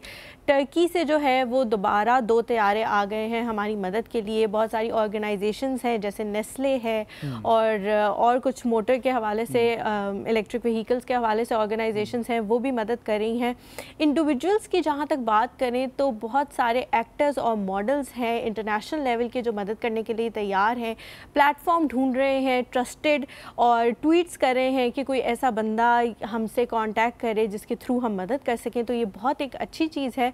और इसके आगे अगर मैं एक बात कहूँ कि वाजिद खान साहब हैं कोई सवात से, जिन्होंने एक वुडन ब्रिज बनाया है, जो कि ब्रिज जो है वो बिल्कुल टूट गया था और ज़मीनी राब्ता जो है यहाँ से सवात तक का बिल्कुल मुनक़ता हो गया था। 48 आवर्स में उन्होंने लकड़ी से, अपने हाथों से, आरी से ब्रिज बनाया है, जो कि एक बहुत बड़ी अचीवमेंट है। और ज़मीनी राब्ता जो है वो अब बहाल करने की उन्होंने कोशिश की। मकसद ये है कि जो भी आप कोशिश कर सकते हैं आप आगे बढ़ें। इस वक्त ज़रूरत है आपके अपने मुल्क को एक कौम बनने की ज़रूरत है। आज हम लोग बात करेंगे, ज़रा समझने की कोशिश करेंगे कि 2010 का सैलाब आया, 2020 में कराची डूब गया और अब ये सिचुएशन है, तो कहीं पर तो कोताही हुई है ना। तो आज उसी पे बात करते हैं और आगे फ्यूचर प्लानिंग क्या होनी चाहिए, चाहे वो वाटर रिजर्वायर्स के हवाले से हो या डैम्स के हवाले से हो। हमारे साथ मौजूद हैं सैयद हसन बुखारी साहब, कंसल्टेंट, ऑथर और लोहे दिल प्रोग्राम के रूह रवां। अस्सलाम वालेकुम हसन भाई। अल्हम्दुलिल्लाह सर, बहुत शुक्रिया ज्वाइन करने के लिए सर। आई नो इस वक्त ये दुख की घड़ी है, इसमें पूरी कौम यकजा होने की ज़रूरत है। हम लोग प्लान कर रहे हैं ट्रांसमिशन को भी और उस पर भी डेली हमारी मीटिंग्स चल रही हैं। बिल्कुल सर, इस वक्त सिचुएशन को देखते हुए पहला सवाल मेरा यही बनता है कि कहाँ पर हमारी गलती थी, जांचने में गलती थी कि ये सिचुएशन आने वाली है, या हमें अंदाज़ा ही नहीं था कि कभी ऐसा वक्त आएगा, उसके लिए हम कोई तैयारी कर लें? दोनों पहलुओं पे गलती मौजूद थी, है लॉन्ग टर्म प्लान भी और कुछ इमीडिएट मिड टर्म या शॉर्ट टर्म प्लान दोनों लेवल्स पे मौजूद था। लॉन्ग टर्म प्लान तो ये कि मेरे ख्याल में गुज़िश्ता 45 साल से हमारे मुल्क में कोई बड़ा डैम, पानी का ज़ख़ीरा पे काम हुआ ही नहीं, संजीदा काम नहीं हुआ, सही, regardless of the governments political के हवाले से। उस पर हमने इसको कभी इस तवज्जो से सोचा नहीं, जबकि दुनिया भर में लोग कह रहे हैं कि ये आने वाले दिन जो हैं वो पानी पे जंग हुआ करेगी, और जबकि हमारे साथ एक ऐसा हमसाया भी मौजूद है जिनके साथ हम ऑलरेडी एक ट्रीटी में जा चुके हुए हैं।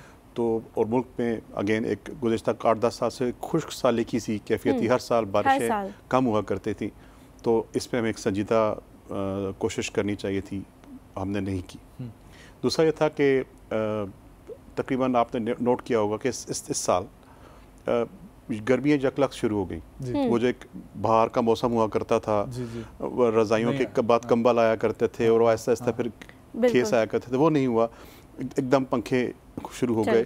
हम तकरीबन 30 डे अप्रॉक्सीमेटली, अगर आप नोट कीजिएगा, हम 30 दिन हमारा वेदर शिफ्ट हुआ है। हमारा गर्मियों के बाद, बाहर के बाद, मतलब ये सर्दियों के बाद बाहर एकदम स्किप हुआ, गर्मी शुरू हो गई, एकदम दरमियान में सावन जल्दी शुरू हो गया, मॉनसून।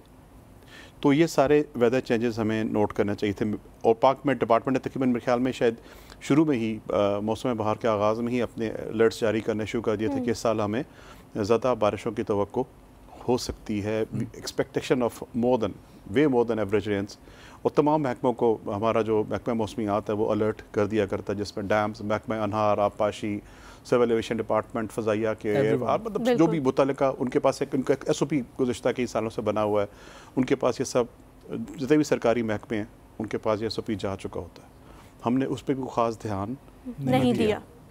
उसके बाद तीसरा बहुत शॉर्ट टर्म में, जिस दिन पहला सैलाबी रेला स्टार्ट हुआ और वो एबनॉर्मल हद तक उसके TV फुटेजेस भी आ गए सामने, फिर भी हमने उन बस्तियों को, जो बाकियों के लिए हमने कुछ एवैक्यूएशन पे काम मौजूद ना किया। स्टार्टेड फ्रॉम बलोचिस्तान, ठीक है।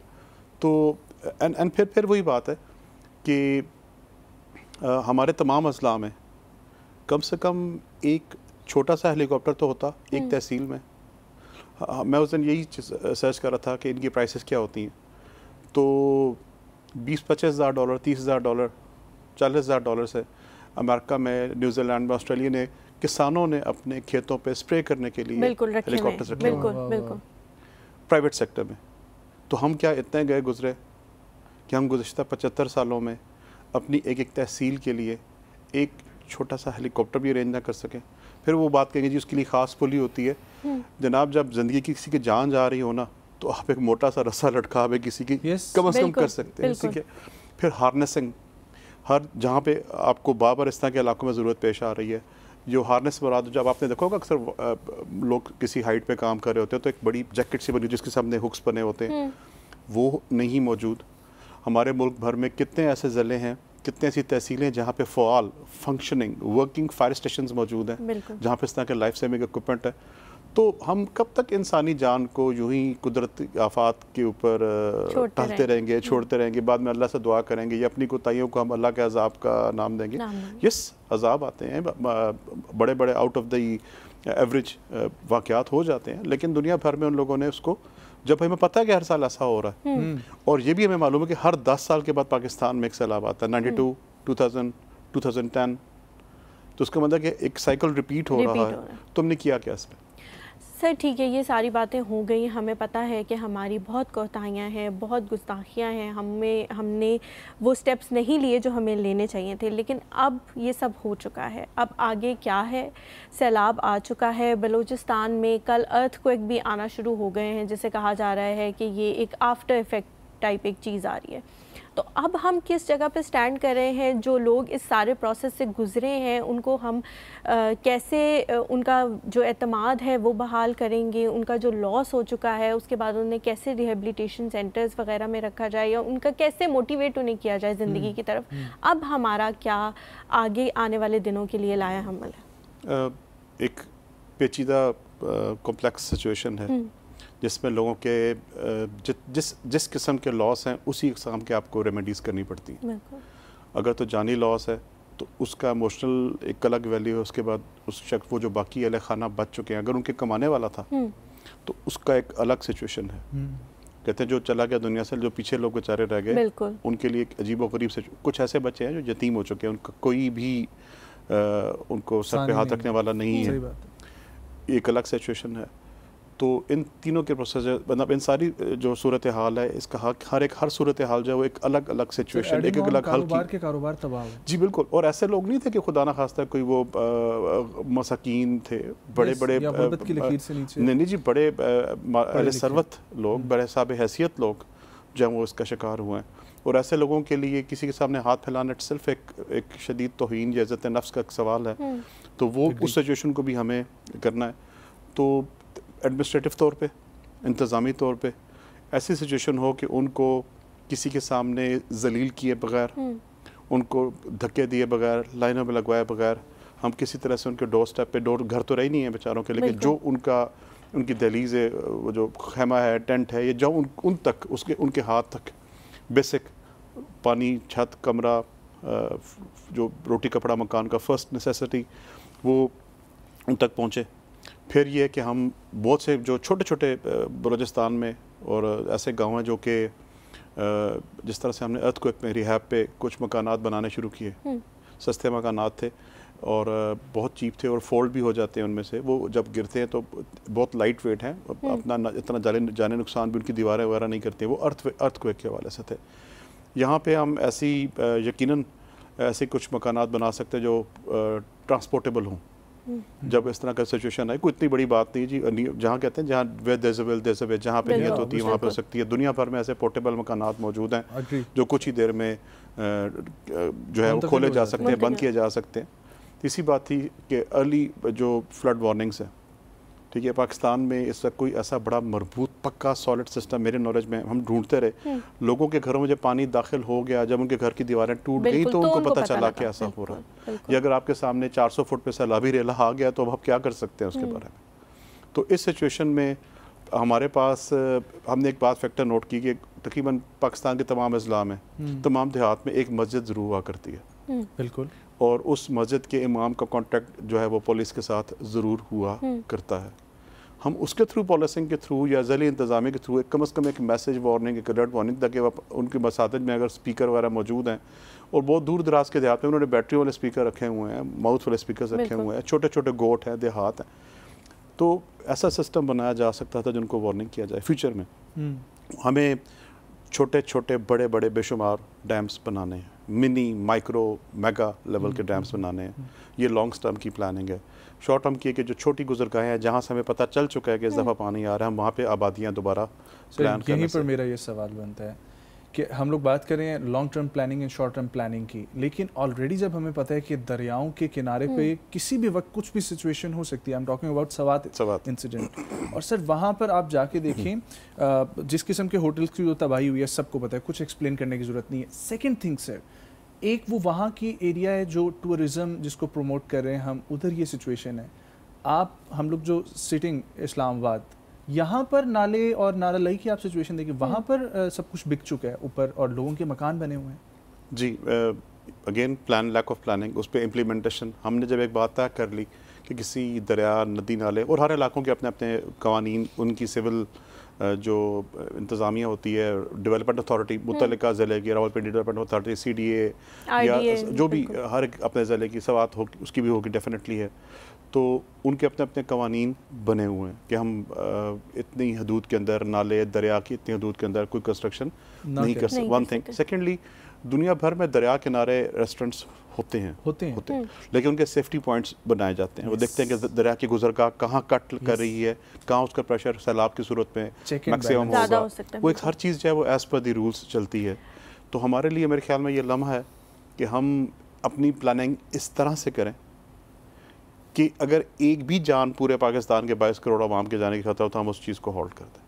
सर, आपने लॉ की बात की, प्लानिंग की बात की, लॉ मौजूद है और प्लानिंग भी अब जिस डिज़ास्टर से हम गुजर रहे हैं ये हमारे लिए एक सबक है कि हम आगे के लिए प्लानिंग कर लें। हो सकता है कि वो प्लानिंग भी हो जाए और इन चीज़ों पे भी लॉ बन जाए, लेकिन लॉ की इम्प्लीमेंटेशन के वक्त जब हम देखते हैं कि वहाँ पे कोई मौजूद नहीं होता और जब इस तरह की किसी डिज़ास्टर से हम गुजरते हैं तब सबको याद आता है कि हाँ ये चीज़ नहीं होनी चाहिए थी। अभी भी हमने काफ़ी गवर्नमेंट ऑफिशल्स को भी देखा कि जब उन्होंने सवात का विज़िट किया तो उन्होंने ये कहा कि हाँ यहाँ पर ये चीज़ नहीं होनी चाहिए थी, ये रेस्टोरेंट्स नहीं बनने चाहिए थे। लेकिन जब वो मेगा प्रोजेक्ट्स, इतने बड़े बड़े रेस्टोरेंट्स बन रहे थे तब वो इंतज़ामिया कहाँ थी और तब उन्होंने लॉज क्यों नहीं देखे कि यहाँ नहीं बनने चाहिए? ये बात वाकई दुरुस्त है, अफसोस भी है इस बात पे। इसमें एक बड़ी इंपॉर्टेंट बात है कि हमें जब तक हम अपनी एडमिनिस्ट्रेशंस को, अपने इंतज़ामिया को पॉलिटिकली किसी भी जमात के इन्फ्लुएंस से बाहर नहीं कर देते तब तक हमें ये रिज़ल्ट हासिल नहीं हो सकता। नंबर 2, इसमें कोई खूबी नहीं है कि वज़ीर आला, फ़लाँ पार्टी का चेयरमैन, सदर, हेड, मुल्क का सदर, हेड, चेयरमैन, वो यस इज़हार यकजहती के लिए आप लोगों के पास जा सकते हैं, लेकिन उसको वहाँ पे पानी में बूट पहन के अपने साथ अपने कपड़ों को ख़राब करके बस सकता है, regardless of the politics, anyone, ठीक है। ये एक DC का काम है। एक ज़िले के डिप्टी कमिश्नर को ये इख्तियारात होने चाहिए कि वो किसी आबादी को यहाँ से वहाँ लेके जा सके, उसके पास कुछ इमरजेंसी फंड्स इमीडिएट बेसिस के पास पड़े होने चाहिए। एक डजंट नेसेसरीली कि आपको एक वज़ीर आला ही हो वही आके हिदायत जारी करे, किसी को मुअत्तल कर दी, किसी को क्या कर दे, ये खूबी नहीं है। भाई नेशनल बैंक का चेयरमैन आके आपके चेक नहीं काटेगा। हाँ बिल्कुल, ऐसा इसका ये तो कैशियर की नालायकी है या उस ब्रांच मैनेजर की नालायकी है कि या उस पूरी सिस्टम की नालायकी कि अगर आपको चेक भी काट के देखने के लिए आपको नेशनल बैंक का प्रेसिडेंट ही खुद हाजिर हो। ये ऐसा नहीं है। ये आपको एक किसी सरकारी हॉस्पिटल का जो चीफ हेड है वही आपको प्रिस्क्रिप्शन पे दवाइयाँ जो इशू करेगा। ये हमारे सिस्टम की नालायकी होगी या उसकी फॉल्ट्स होंगे। एक लोकल इंतज़ामिया का बंदा भी, AC असिस्टेंट कमिश्नर तहसीलों पे और जहाँ पे ज़िला वहाँ पर डिप्टी कमिश्नर साहब को ये इख्तियारात उनको इस हद तक इंश्योर किया जाए कि वो इस तरह के मामलात में फौरी तौर पे उनको किसी किस्म की उसकी ज़रूरत। अगेन हमारी जो इसमें जो एक इसको कहते हैं पॉलिटिकल विल। देखिए, मैं सियासत को साथ नहीं कह रहा, कोई भी मसला जो सोशल हो उसको आप हैंडल ना करें, उसको बढ़ने दें तो वो पॉलिटिकल हो जाता है। बिल्कुल। मिसाल के तौर पे ये मतलब दोनों की मुआशरे का और इसका बड़ा गहरा साथ है। मसलन आप किसी इलाके से गंदगी साफ़ नहीं करते, वहाँ पे गटर्स खुलते रहते हैं, उबलते रहते हैं, कुछ अरसे बाद वहाँ पे वबाएं फूट पड़ेंगी, कुछ अरसे बाद वहाँ पे लोगों की सेहत ख़राब होना शुरू हो जाएगी। पता लगेगा एक अच्छी खासी बड़ी आबादी जो है वो एक ख़ास किस्म की पर्टिकुलर बीमारी, पोलियो या हेपेटाइटिस B या इस तरह की अमराज का शिकार होना शुरू हो गया है। अब वहाँ पे आपको पॉलिटिकल डिसीजन चाहिए होगा, हॉस्पिटल बनाने पड़ेंगे, डॉक्टर्स की बड़ी हो सकता है कुछ केसेस में आपको वहाँ पे वबाएँ या एमरजेंसी डिक्लेयर करनी पड़े। वो फैसला जो सोशल था जिसको आप डिले करते चले गए, पॉलिटिकल बन गया। कुछ फैसले लोकल लेवल पे मैनेजेबल थे, दरियाओं की गुजरगाहों पे डैम ना तामीरात ना बनाए जाएं, डैम छोटे छोटे डैम्स बनाए जाएं, आपको माइक्रो लेवल के डिले करते चले गए, वो फैसला पॉलिटिकल हो गया। अब आपको पॉलिटिकल से बनाता आप हैवी रिसोर्सेज कंडक्ट करने हैं, पूरा आपको नेशनल स्केल पे काम करना है, किसी 4 जमातों को अपने साथ लाना है, उनकी लेनी है, आबादी को डिस्प्लेस करना है, एक्सेट्रा एक्सेट्रा। अच्छा सर, यहाँ पे मेरे 2 सवाल हैं। पहला सवाल ये कि हम देखते हैं कि अगर जो हमारे सरबराह होते हैं पार्टीज़ के या वज़ीर आज़म हैं वो कहीं पे अगर ना जा सकें अपनी कमिटमेंट्स की वजह से, तो उन्हें बड़ा बैकलैश का सामना करना पड़ता है कि वो क्यों नहीं आए। तो ये चीज़ भी लोगों को समझने की ज़रूरत है कि ये उनका काम नहीं है, ये किसी और का काम है। दूसरी चीज़ ये है कि जो डैम्स के बारे में हम देखते हैं, हमने डैम्स बने छोटे बने, जिस भी लेवल के बने, बलूचिस्तान में 40 के करीब जो डैम्स हैं वो इस वक्त सैलाब का शिकार हो गए और वो टूट गए, जिनके बारे में कहा जाता है कि शायद उनकी क्वालिटी उस लेवल की नहीं थी कि वो इतने बड़े डिज़ास्टर को सस्टेन कर सकें। तो क्या वजह है कि हम डैम्स बनाते भी हैं फिर भी उनकी क्वालिटी मीट नहीं कर पाते, इसलिए हमारे साथ ये हो रहा है कि छोटे छोटे डैम्स बने फिर भी हम। ये बात दुरुस्त है, जो आपने बात पहली वाली बात कही, नंबर 1 जो पॉइंट है, नुक्ता है, वो दुरुस्त है। देखिए, अगर हर चीज़ वक्त पे हो रही हो, लोगों को उनके घरों में उनकी सारी सहूलियात, उनको उनकी इज़्ज़त नफ्स कुचले बगैर उनको मिल रही हों, तो दे डोंट एक्सपेक्ट कि बड़े बड़े वज़रा, वज़ीर आला, वज़ीर आज़म साहब उनके घरों पे तशरीफ़ लाएं। यस, ये ज़रूर है कि इंसानी हमदर्दी के नाते जब किसी मुल्क का सरबराह, किसी इलाके का सरबराह उस मुश्किल घड़ी में उनके साथ होता है तो लोगों को एक ढारस होती है। मतलब हमारे सरकार करीम की सुन्नत रही है, मतलब कोई ऐसा कैटास्ट्रॉफी, कोई ऐसी मुश्किल नहीं है जिसमें सरकार अपने अपने साहबा के साथ आपने खुद उस चीज़ को ना झेला। इसको शाना बशाना कहते हैं। मतलब लोगों को, मतलब आप किसी की भूख खुद नहीं कर सकते, लेकिन उनके साथ उस मुश्किल घड़ी में तमाम साहबा बताते हैं कि जिस तकलीफ से हम गुजर रहे हैं, हमारे सरकार, हमारे लीडर उसी तकलीफ से गुजर रहे हैं। ये एलिमेंट बड़ा ज़रूरी है। मतलब आप उनको गिमिक्स से, पॉलिटिकल पॉइंट स्कोरिंग से, बुलंदियों से उन पे आटे फेंक के जो बोरियां नीचे गिरती फट रही हैं, उस आटे का फायदा क्या है, वहाँ पर क्या मौजूद है? जी, इसका मतलब है कि हमें बेसिकली हमें ये इल्म नहीं है कि ऐसी सिचुएशन करना क्या चाहिए। हमें अभी तक ये नहीं पता गुज़िश्ता 75 सालों में कि हमने अगर ऐसा हो जाता है तो उस इमदाद को उन तक पहुँचाने का सही मुनासिब तरीका क्या है, और इमदाद भी क्या चीज़ पहुँचानी है सर। वहाँ पर लोग, उनके पास क्या चूल्हा मौजूद है, गैस की कोई फैसिलिटी, इवन लकड़ी कुछ भी मौजूद नहीं है। वो उस आटे का करेंगे क्या? कुछ भी नहीं कर सकते, आटा फांक भी नहीं सकते। मतलब वही वाला बात है कि आप आखिरी कहता है आटा फांकने वाली बात है, इसके और क्या उनके पास ऑप्शन है? तो हमारे पास कोई ऐसा एक मैकेनिज्म, कभी देखिए इस पे गौर फिक्र नहीं हुआ। अगेन मेरे एक दोस्त है, एक कंपनी के बड़े सीनियर ऑफिशियल, तो उन्होंने एक बड़ा दिलचस्प वाक़या बयान किया। ही वाज इन लंदन, तो उनको शौक था कि बरतानवी पार्लियामेंट की कार्रवाई देखी जाए किसी दिन। ठीक है। उन्होंने अपने लोकल उसको जो रिप्रेजेंटेटिव उसको ख़त लिखा कि जी मैं उसकी कार्रवाई अटेंड करना चाहता हूँ। उन्होंने उसको बुला लिया। लंदन में तरीके, हम पाकिस्तान में भी ये काम कर सकते हैं, बिल्कुल होता है। वी कैन आस्क टू कि हम किसी दिन उसकी कौमी असम्बली का सेशन देखना चाहते हैं। तो वो वहाँ पे बरतानवी की पार्लियामेंट की कार्रवाई में जी वो तशरीफ़ ले गए। उन्होंने मुझे बात खुद बताई, वो सरप्राइज, मैं खुद भी बढ़ा रहा हूँ। उन्होंने कहा जी जब मैं गया वहाँ पे तो मैं ये एक्सपेक्ट कर रहा था कि कोई बरतानवी पार्लियामेंट में बड़ी बहसें हो रही होंगी कि जी फ़लाँ मुल्क पे इतनी फ़ौजें भेज दी जाएँ, फ़लाँ मुल्क के साथ ये कर दिया जाए, ये आलमी जंग को कैसे बचाया जाए, सेक्टर जिस तरह हम एक इमेजिन करते हैं कि चूँकि किसी ज़माने में सुपर पावर रही है और अभी भी एक दुनिया में उसका एक डंका है। तो कहते जी वहाँ पे बहस हो रही थी, तो मैं फौरी तौर पर मुझे लगा यार ये क्या हो रहा है, लेकिन मुझे एहसास हुआ कि क्या ज़िंदा कौमें क्या होती हैं। बहस ये थी कि हमारे बच्चों को जो सरकारी स्कूलों में जो दूध, छोटे बच्चों को सरकारी दूध मिलता है पीने के लिए ब्रेक में, रिसेस में, उसका मेयार वो नहीं है। क्या काम किया जाए कि वो जो क्वालिटी ऑफ वो जो उनको रिसेस में फूड मिलती है including milk and other things, जो कि उसका मेयार बढ़ाने के लिए क्या क्या काम इकदाम किए जाए। उस पर वो ऐसी जानलेवा बहस कर रहे थे एक दूसरे की, बस गिरबान नहीं पकड़े थे उन लोगों ने। This is the level of seriousness जो उनकी अपने बच्चों, अपनी कौम की डेवलपमेंट के लिए। क्या आप तस्वुर भी कर सकते हैं कि हमारी पार्लियामेंट में कभी इस लेवल की बहस हो सकती? नहीं।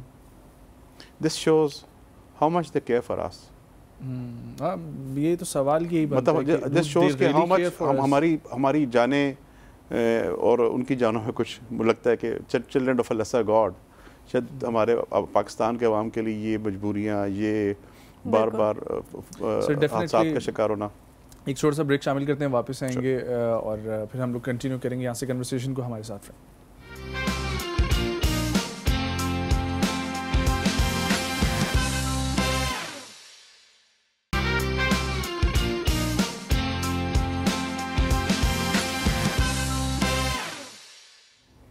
जी welcome back to the show. इंशाल्लाह नजम मंडे को हम एक ट्रांसमिशन कर रहे हैं शाम को 6 बजे फ्लड के हवाले से। तो जो भी लोग इस वक्त हमें देख रहे हैं उनसे मैं यही कहना चाहूँगी कि उस ट्रांसमिशन का हिस्सा बने और बढ़ चढ़ के उसमें पार्ट लें, क्योंकि बहुत सारे पाकिस्तान को और पाकिस्तानियों को आपकी मदद की ज़रूरत है। सर आपकी तरफ आऊँगी, एक नज़म हम देख रहे थे आपकी, पहले तो उस नज़म वो कैसे आपके माइंड में आई, और फिर मेरी ये गुजारिश भी होगी आपसे कि वो नज़म जो है वो इतनी हार्ट टचिंग है कि हम चाहते हैं कि आप सुना दें वो नज़म। ऐसा था कि मैं लिखता तो मेरे ख्याल में एक मेरी किताब मुकम्मल भी हो चुकी है, वेरी सुन आपको पब्लिकेशन फॉर्म में भी आएगी, डिजिटल फॉर्म में है।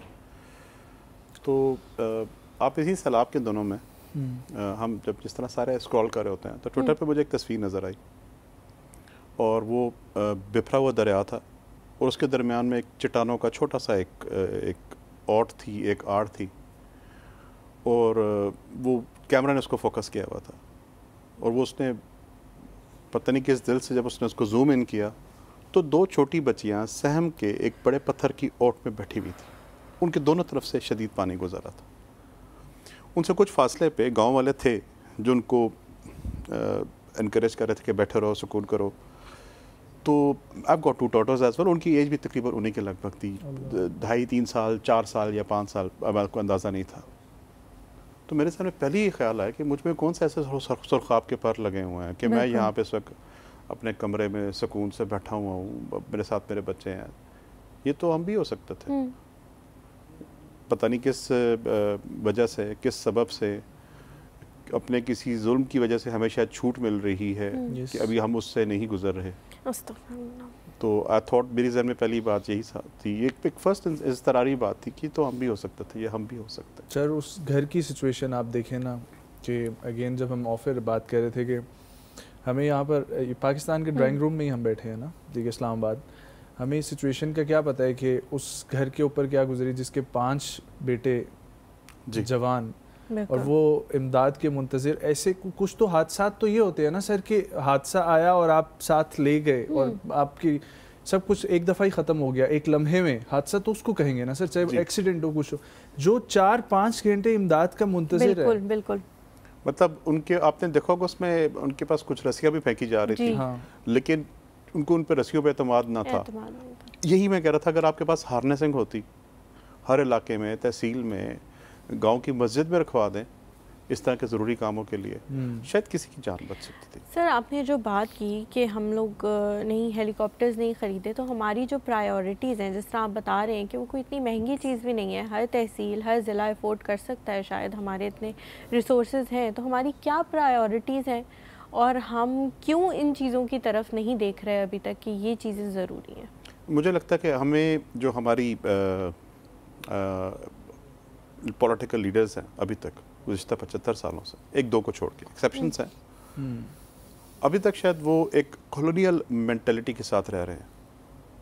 एक जिस वक्त बरसगीर में दूसरे हुक्मरान हुआ करते थे, उनके लिए यहाँ के लोग एक रिसोर्स थे जिसको कंज्यूम करना था। ऐसा रिसोर्स जिनके बच्चे उनके बच्चों की खिदमत के लिए आए हैं, अगर वो नहीं होंगे तो खेतों में हल कौन चलाएगा, अगर वो नहीं होंगे तो कारखाना मजदूरों फैक्ट्री में काम कौन करेगा, अगर वो आम रिसोर्स नहीं होंगे तो उनके गार्ड्स, उनके जूते पॉलिश करने वाले, उनके नौकर खादम चक्कर कौन बनेगा। That's it. इससे ज़्यादा अभी तक हमारा हुक्मरान तबका हमारे अवाम को इससे ज़्यादा इज़्ज़त, तकरीम और उनकी ज़िंदगी को इससे ज़्यादा वक़्त देने का अभी तक वो उनके जहन में ये बात बैठी नहीं है। ज़्यादा से ज़्यादा उनको यूज़ कर रहे होते हैं अपने पॉलिटिकल वोट्स के लिए। इसके देखिए, हम पर वही बात है, सरकार करीम की हदीस है ना कि मोमिन एक सुराख से 2 दफ़ा नहीं डसा जाता। तो हम कब तक कितने ही टेस्ट एंड ट्रायल्स लेंगे उन लोगों के, कितनी ही दफ़ा उनको ये बार बार मौके देंगे कि वो हमारे बच्चों की जानों से, हमारी जानों से, हमारे इमलाक से, हमारे मालों के बारे में वो मुजरिमाना कोताहियाँ और गफलत का वो बर्ताव करें। अगेन दुनिया भर में ऐसे डिज़ास्टर्स आते हैं और 3 माह बहुत बड़ा टाइम होता है बिल्कुल वॉर्न करने के लिए। देखिए, अर्थक्वेक था, उसके बारे में अगेन हम एक यकलख था, सबके लिए एक शौक था, समझ आती है बात की। जापान में अर्थक्वेक रूटीन है, हद से ज़्यादा है। उन्होंने ऐसी बिल्डिंग्स बनाना शुरू कर दी जो कि अर्थक्वेक प्रूवन है, उससे वो प्रूफ अर्थक्वेक प्रूफ है। एक फ्लोर से दूसरे फ्लोर के दरमियान कभी आप नेशनल ज्योग्राफी को सर्च कर लीजिएगा, इतने इतने बड़े मेटल बॉल्स हैं हर फ्लोर के बीच में उन्होंने, तो जब बिल्डिंग आती है तो पूरे फ्लोर्स आपस में ऐसे मूव कर जाते हैं लेकिन वो बिल्डिंग नहीं गिरती। उन्होंने एक परमानेंट हल निकाल लिया, सोचो फिक्र के बाद, गौर के बाद। हम कब से फेस कर रहे हैं सैलाब की सूरत हाल? हमारी तरजीहात नहीं है जी। मैं ये अर्ज कर रहा हूँ नज़म के हमने इस बात को समझा ही नहीं है हमारे गुज़श्ता लीडरशिप 75 सालों की लीडरशिप ने कि हम हर इंसानी जान उतनी ही कीमती है जितने कि कोई और दूसरी इंसानी जान की। अभी आप प्राइस बता रहे थे हेलीकॉप्टर की, लेकिन हमारे यहाँ पर वो उड़न तश्तरी, उड़न कोई भी चीज़ है उसको लग्जरी नहीं। देखिए जी कितनी बड़ी प्राइस है हमारे ख्याल में। जो आपको देखो कोई ऐसी सियासी जमात नहीं जिसके हेड चेयरमैन के पास कोई 3 से 4 5 8 10 15 20 लैंड क्रूजर्स का काफिला ना होता हो। आप उनकी सिर्फ वो देख लीजिएगा। और एक छोटा हेलीकॉप्टर वो $20,000 से बहुत छोटा हेलीकॉप्टर, और वो आप उसकी कैटेगरी बढ़ाते जाए 3.5 4 5 8 करोड़ में आपको एक हेलीकॉप्टर मिल जाता है। आप सर्च तो करें, डिगअप तो करें। हम इस तरह के कस्टमाइज हमने गुज़श्ता 75 सालों से काम ही नहीं किया। हम अपने किसी यूनिवर्सिटी को किसी वो उनको रिसर्च का प्रोजेक्ट दे देते, 75 सालों में बहुत कुछ हो जाता है। हम अपने किसी एविएशन डिपार्टमेंट को ये टारगेट दे देते कि आपने एक चीप चीज़ दुनिया भर से प्रोक्योर करनी है।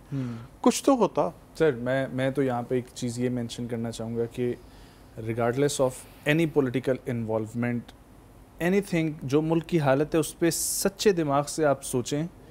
आपने जिक्र किया तरजीहात में शामिल नहीं है ख़रीदना हमारी गवर्नमेंट्स का जो है हेलीकॉप्टर या इस तरह की चीज़ें, जो हमारे पास रिसोर्सेज यूज़ जो हैं मौजूद हैं उनको तो हम यूज़ में लेकर आए। देखिए कश्तियाँ कितनी महंगी है, कितनी महंगी होंगी हमारे जो ख़ास तौर पे अभी तो ये बलूचिस्तान में तो उनका तस्वर नहीं था, जिन अजला में हर साल पानी आ जाता है कहीं ना कहीं कमो बेश, ऊपर फसलों पे पानी चढ़ आता है, जो दरिया चनाब रावी सिंध के किनारे आबादियाँ हैं, उन ज़िलों में देख लें कितनी बोट्स पड़ी हुई। सर लास्ट क्योंकि हम पर्सनल ग्रूमिंग की तरफ मूव करेंगे, आप नज़म प्लीज़ सुनाएं और साथ ही आप रिक्वेस्ट कर दें हमारे इंडिविजुअल से कि बढ़ चढ़ कर हिस्सा लें जो हम लोग मंडे को करने जा रहे हैं ट्रांसमिशन।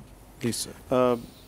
बिस्मिल्लाह। ये घर मेरा भी हो सकता था, वो बच्ची मेरी भी हो सकती थी, वो बेटा जो पत्थर पर सहम कर बैठा था, वो बच्चा जो रस्से से झूलता था, वो होटल जो यकलख्त पानी में बह गया, वो कमरा जो 2 दीवारों का रह गया, वो दुख जो एक बूढ़ा बाप सह गया, जिसकी आंखों में तन्हाई का दुख रह गया, वो बाबा तेरा भी हो सकता था, वो बच्चा मेरा भी हो सकता था। जो भी हमारी बात को सुन रहे हैं, इंशाल्लाह सोमवार को मंडे को हम शाम को 6 बजे ट्रांसमिशन करेंगे। इसका मकसद ये होगा कि हम किस तरह से अपने मुतासरीन के लिए जो जब सैलाब ज़दगान है, जो हम भी हो सकते थे, अब ये समझ लें हम इस इमदाद इमदाद नहीं कह सकते, हम इस कार खैर में अपने लिए हिस्सा ले रहे हैं। बिल्कुल अपने मुस्तकबिल की हिस्सा लेंगे। शायद इस वजह से आइंदा हमारे अपने घर, हमारे अपने बच्चों के घर शायद खुदा जाए हम बेरहम फरमाए और वो हमें इस तरह की फ्यूचर किसी इम्तिहान में ना डाले। तो मैं रिक्वेस्ट करूँगा कि जो भी इस ट्रांसमिशन को देख रहे हैं वो सोमवार में ज़रूर इस ट्रांसमिशन में खुले दिल के साथ शामिल हो। इंशाल्लाह हमारी तरफ से भी पूरी कोशिश होगी कि बढ़ चढ़ कर हिस्सा लिया जाए। आप लोगों को रियल फैक्ट्स हम क्या दिखाएं, ऑलरेडी सोशल मीडिया पर मौजूद है और बहुत सारी ऑर्गेनाइजेशंस काम कर रही हैं, इंडिविजुअल बेसिस पर बहुत सारे लोग काम कर रहे हैं, जिस तरीके से हलीमा ने सज्जाद साहब का जिक्र किया। So hats off. बाकी इंशाल्लाह मंडे को इसको कंटिन्यू करते हैं। अभी बढ़ते हैं हम लोग पर्सनल ग्रूमिंग के सेगमेंट की तरफ। मनाहिल अवान ज्वाइन कर चुकी हैं। अस्सलाम वालेकुम मनाहिल। वालेकुम अस्सलाम। कैसी हैं आप? मैं ठीक ठाक, आप सुनाएं? अल्हम्दुलिल्लाह ऑल गुड। आज हम क्या करने लगे? आज हम बात करने जा रहे हैं आई मेकअप के बारे में। सबसे पहले हम ऑब्वियसली जब भी किसी को देखते हैं तो हमारा पहला ग्लांस उनके पेरेंट्स के ऊपर आता है, उनके फीचर्स के ऊपर आता है, एंड हर बंदा डिफरेंट तरीके से इंसान का एनालिसिस करता है। आज हम जनरली अगर बात करने जाएँ तो हम आई मेकअप के बारे में बात करेंगे। आँखें डिफरेंट शेप्स की होती हैं, डिफरेंट साइज़ की होती हैं, और उनको मॉडिफाई करना और मज़ीद खूबसूरत बनाना हमारा काम है डेफिनेटली। अगर हम आई मेकअप के बारे में बात करें तो हमेशा एक बात याद रखिएगा कि डायरेक्ट हम आई मेकअप नहीं कर सकते हैं। उसमें अगर हम कभी भी आई शैडो डायरेक्ट अपनी आंख के ऊपर अप्लाई करेंगे तो वो पिगमेंट डिज़ायर्ड शेड हमारी आंख के ऊपर प्रोमिनेंट नहीं होगा। सो फॉर दैट या तो आई बेस स्टार्ट आई बेस हमारे लिए होती है। एंड अगर आपके पास आई बेस अवेलेबल नहीं भी है तो आप कंसीलर यूज़ कर लें, अनलेस आपकी स्किन बहुत ज़्यादा ऑयली ना हो। ऑयली स्किन वाले कंसीलर इसलिए इस्तेमाल ना करें क्योंकि वो बहुत जल्दी और बहुत ज़्यादा क्रीज कर जाता है। तो बेहतर ये है कि अगर जिनकी बहुत ऑयली स्किन है वो ज़्यादातर यही ट्राई करें कि वो आई प्राइमर या आई बेस का इस्तेमाल करें। सेकेंड, अगर आपकी छोटी आंखें हैं तो आई वुड डेफिनेटली सजेस्ट, और आप चाहते हैं कि वो थोड़ी वाइड लगें, ओपन लगें, तो वाइट आई पेंसिल जो होती है आप अपनी वाटर लाइन पे लगाना इस्तेमाल करें, जो कि बहुत क्लियर डिफरेंस दिखाएगा। लाइक आई सेड येस्टरडे कि हम डार्क कलर्स जो होते हैं उस चीज़ को समहाउ टोन डाउन करने के लिए लगाते हैं, और वाइट कलर जिस तरह हाइलाइटर होता है, वाइट कलर्स होते हैं, वो चीज़ हमारी एक इनलार्जमेंट के लिए यूज़ होती है। तो इसी तरह जब हम आई के अंदर, आंखों के अंदर काजल लगाते हैं तो कोई भी आपकी आंख हो वो कंपैरेटिवली छोटी नज़र आती है, एक ऐसा इफेक्ट आता है जिसके अंदर वो एक अपना साइज़ मिनिमाइज़ कर लेती है। लेकिन हाउएवर अगर हम एक वाइट आई पेंसिल के बारे में बात करें तो उससे क्या होगा, हमारा आई जो शेप होगा वो समहाउ एक ऐसा इफेक्ट देगा कि वो इनलार्ज लगेगा। इसी तरह इनर कॉर्नर के ऊपर हाइलाइटर लगाना भी एक बहुत अच्छा इफेक्ट देता है। अगर आपकी एक छोटी आंख है तो बेहतर यही है कि आप इनर कॉर्नर पे भी वाइट आई पेंसिल के अलावा हाइलाइटर भी लगाएं कि आपकी आंख एक तो बहुत खूबसूरत भी लगेगी और वाइडन अप भी लगेगी। लैशेस बहुत इंपॉर्टेंट रोल प्ले करती हैं। लैशेस से बेसिकली ये होता है, डिफरेंट स्टाइल ऑफ लैशेस होती हैं, डिफरेंट लैशेस होती हैं, तो ये आपने अपनी आंख के अकॉर्डिंगली इस्तेमाल करना है कि ऐसी क्या लैश का साइज़ है, ऐसा क्या लैश है जो हमें अच्छी लगेगी, आपकी आंख को सूट करेगी, लंबी लगेगी, ड्रामेटिक लगेगी। ये तो सब आपके ऊपर डिपेंड करता है, आपकी शेप के ऊपर डिपेंड करता है, आपकी चॉइस के ऊपर डिपेंड करता है। स्पेशली कुछ लोगों के बारे में बहुत प्रॉब्लम होती है जिनकी ड्रूपी आइज़ होती हैं। ड्रूपी आइज़ ये होती हैं कि जो साइड से थोड़ी नीचे की तरफ होती हैं और वो समहाउ आपकी आंख को एक सैड इफेक्ट देती हैं। उस चीज़ के लिए I would definitely recommend you guys कि आप लोगों ने ये करना है कि अपनी कॉर्नर के ऊपर कभी भी डार्क शैडो नहीं लगाना। जब आप अपनी कॉर्नर के ऊपर डार्क शैडो लगाओगे एज अ रिज़ल्ट वो डाउनवर्ड्स की तरफ ज़्यादा नजर आएगी और प्रोमिनेंट लगेगी। एंड जिन लोगों की हुडेड आइज़ होती हैं, हुडेड आइज़ के बारे में मैं थोड़ा बहुत डिफ़ाइन कर लूँ। जिन लोगों की ये चीज़ बहुत ज़्यादा होती है, जिस लोगों की ये चीज़ बहुत कम होती है और ऊपर जो क्रीज एरिया होता है वो बहुत ज़्यादा होता है, तो एज ए रिज़ल्ट जब वो मेकअप करते हैं, आई मेकअप करते हैं, उनका बिल्कुल नज़र नहीं आता। ये बहुत लोगों का प्रॉब्लम होता है। उस चीज़ को सॉर्ट आउट करने के लिए, उस चीज़ को मैनेज करने के लिए आपको एक फेक क्रीज बनानी पड़ती है, जो कि डेफिनेटली आगे इंशाल्लाह बाय टाइम मैं आपको डेमो में भी दिखाऊंगी। And lastly and most importantly हम इस बारे में बात करेंगे कि जिन लोगों के बड़े शार्प फीचर्स होते हैं, कल भी इस बारे में बात की थी, जिन लोगों की बड़ी शार्प आइज़ होती हैं, शार्प आईब्राउज होती हैं, बड़ी शार्प जॉ लाइन होती हैं, उन लोगों को मैं हमेशा सजेस्ट करूँगी कि कभी भी डार्क आई मेकअप्स की तरफ ना जाएँ। कि जब आप डार्क आई मेकअप्स की तरफ जाएंगे तो एज अ रिजल्ट एक तो आपके फीचर्स मज़ीद शार्प लगेंगे और एक ये होगा कि आपकी आंखें बिल्कुल दबी दबी लगेंगे। तो in order to look in order to make your eye look way more beautiful and enlarged and big in size, हमेशा याद रखें लाइटर कलर्स का इस्तेमाल करें, शिमर्स का इस्तेमाल करें, गोल्ड्स का इस्तेमाल करें। अगर डार्क करना ही है तो कोने पे करें, which is way more worth it. That's all. Thank you so much Manahil. आप लोगों कोई क्वेरीज हैं या कुछ पूछना चाहते हैं तो हमें डीएम करें और फीडबैक ज़रूर शेयर किया करें। हलीमा कुछ कहना चाहेंगी आखिर में? बस मैं यही कहना चाहूँगी कि मंडे को आप लोग हमें देखें और जो भी जितना भी, ये नहीं सोचना आपने कि हमने ज़्यादा देना है कम देना है, इंटरैक्ट करने की कोशिश करें और जिसके पास जो भी एक्स्ट्रा घर में चीज़ें मौजूद हैं, चाहे कपड़े हों, चाहे कोई ड्राई फ्रूट्स हों, ड्राई सामान हो, वो देने की कोशिश करें क्योंकि मदद की जो है वो बहुत ज़्यादा ज़रूरत है। बिल्कुल। और लास्ट में हमारी तमाम डिटेल्स जो हैं कि किन नंबर पर कॉल करनी है, कैसे शामिल होना है ट्रांसमिशन में, वो सब सोशल मीडिया के प्लेटफॉर्म्स पे आप लोगों को मिल जाएंगी। उसके अलावा हमारे और लाइफ के चैनल पर भी ये तमाम चीज़ें आपको मिल जाएंगी और नेटवर्क की तरफ से कंट्रीब्यूशन होगी और अल्लाह करे कि हम इसमें कामयाब हों। Enjoy the weekend. एक और सुबह की पूरी टीम को दीजिए इजाज़त। मुलाकात होगी मंडे को। अल्लाह ने के बाद। अल्लाह हाफ़िज़।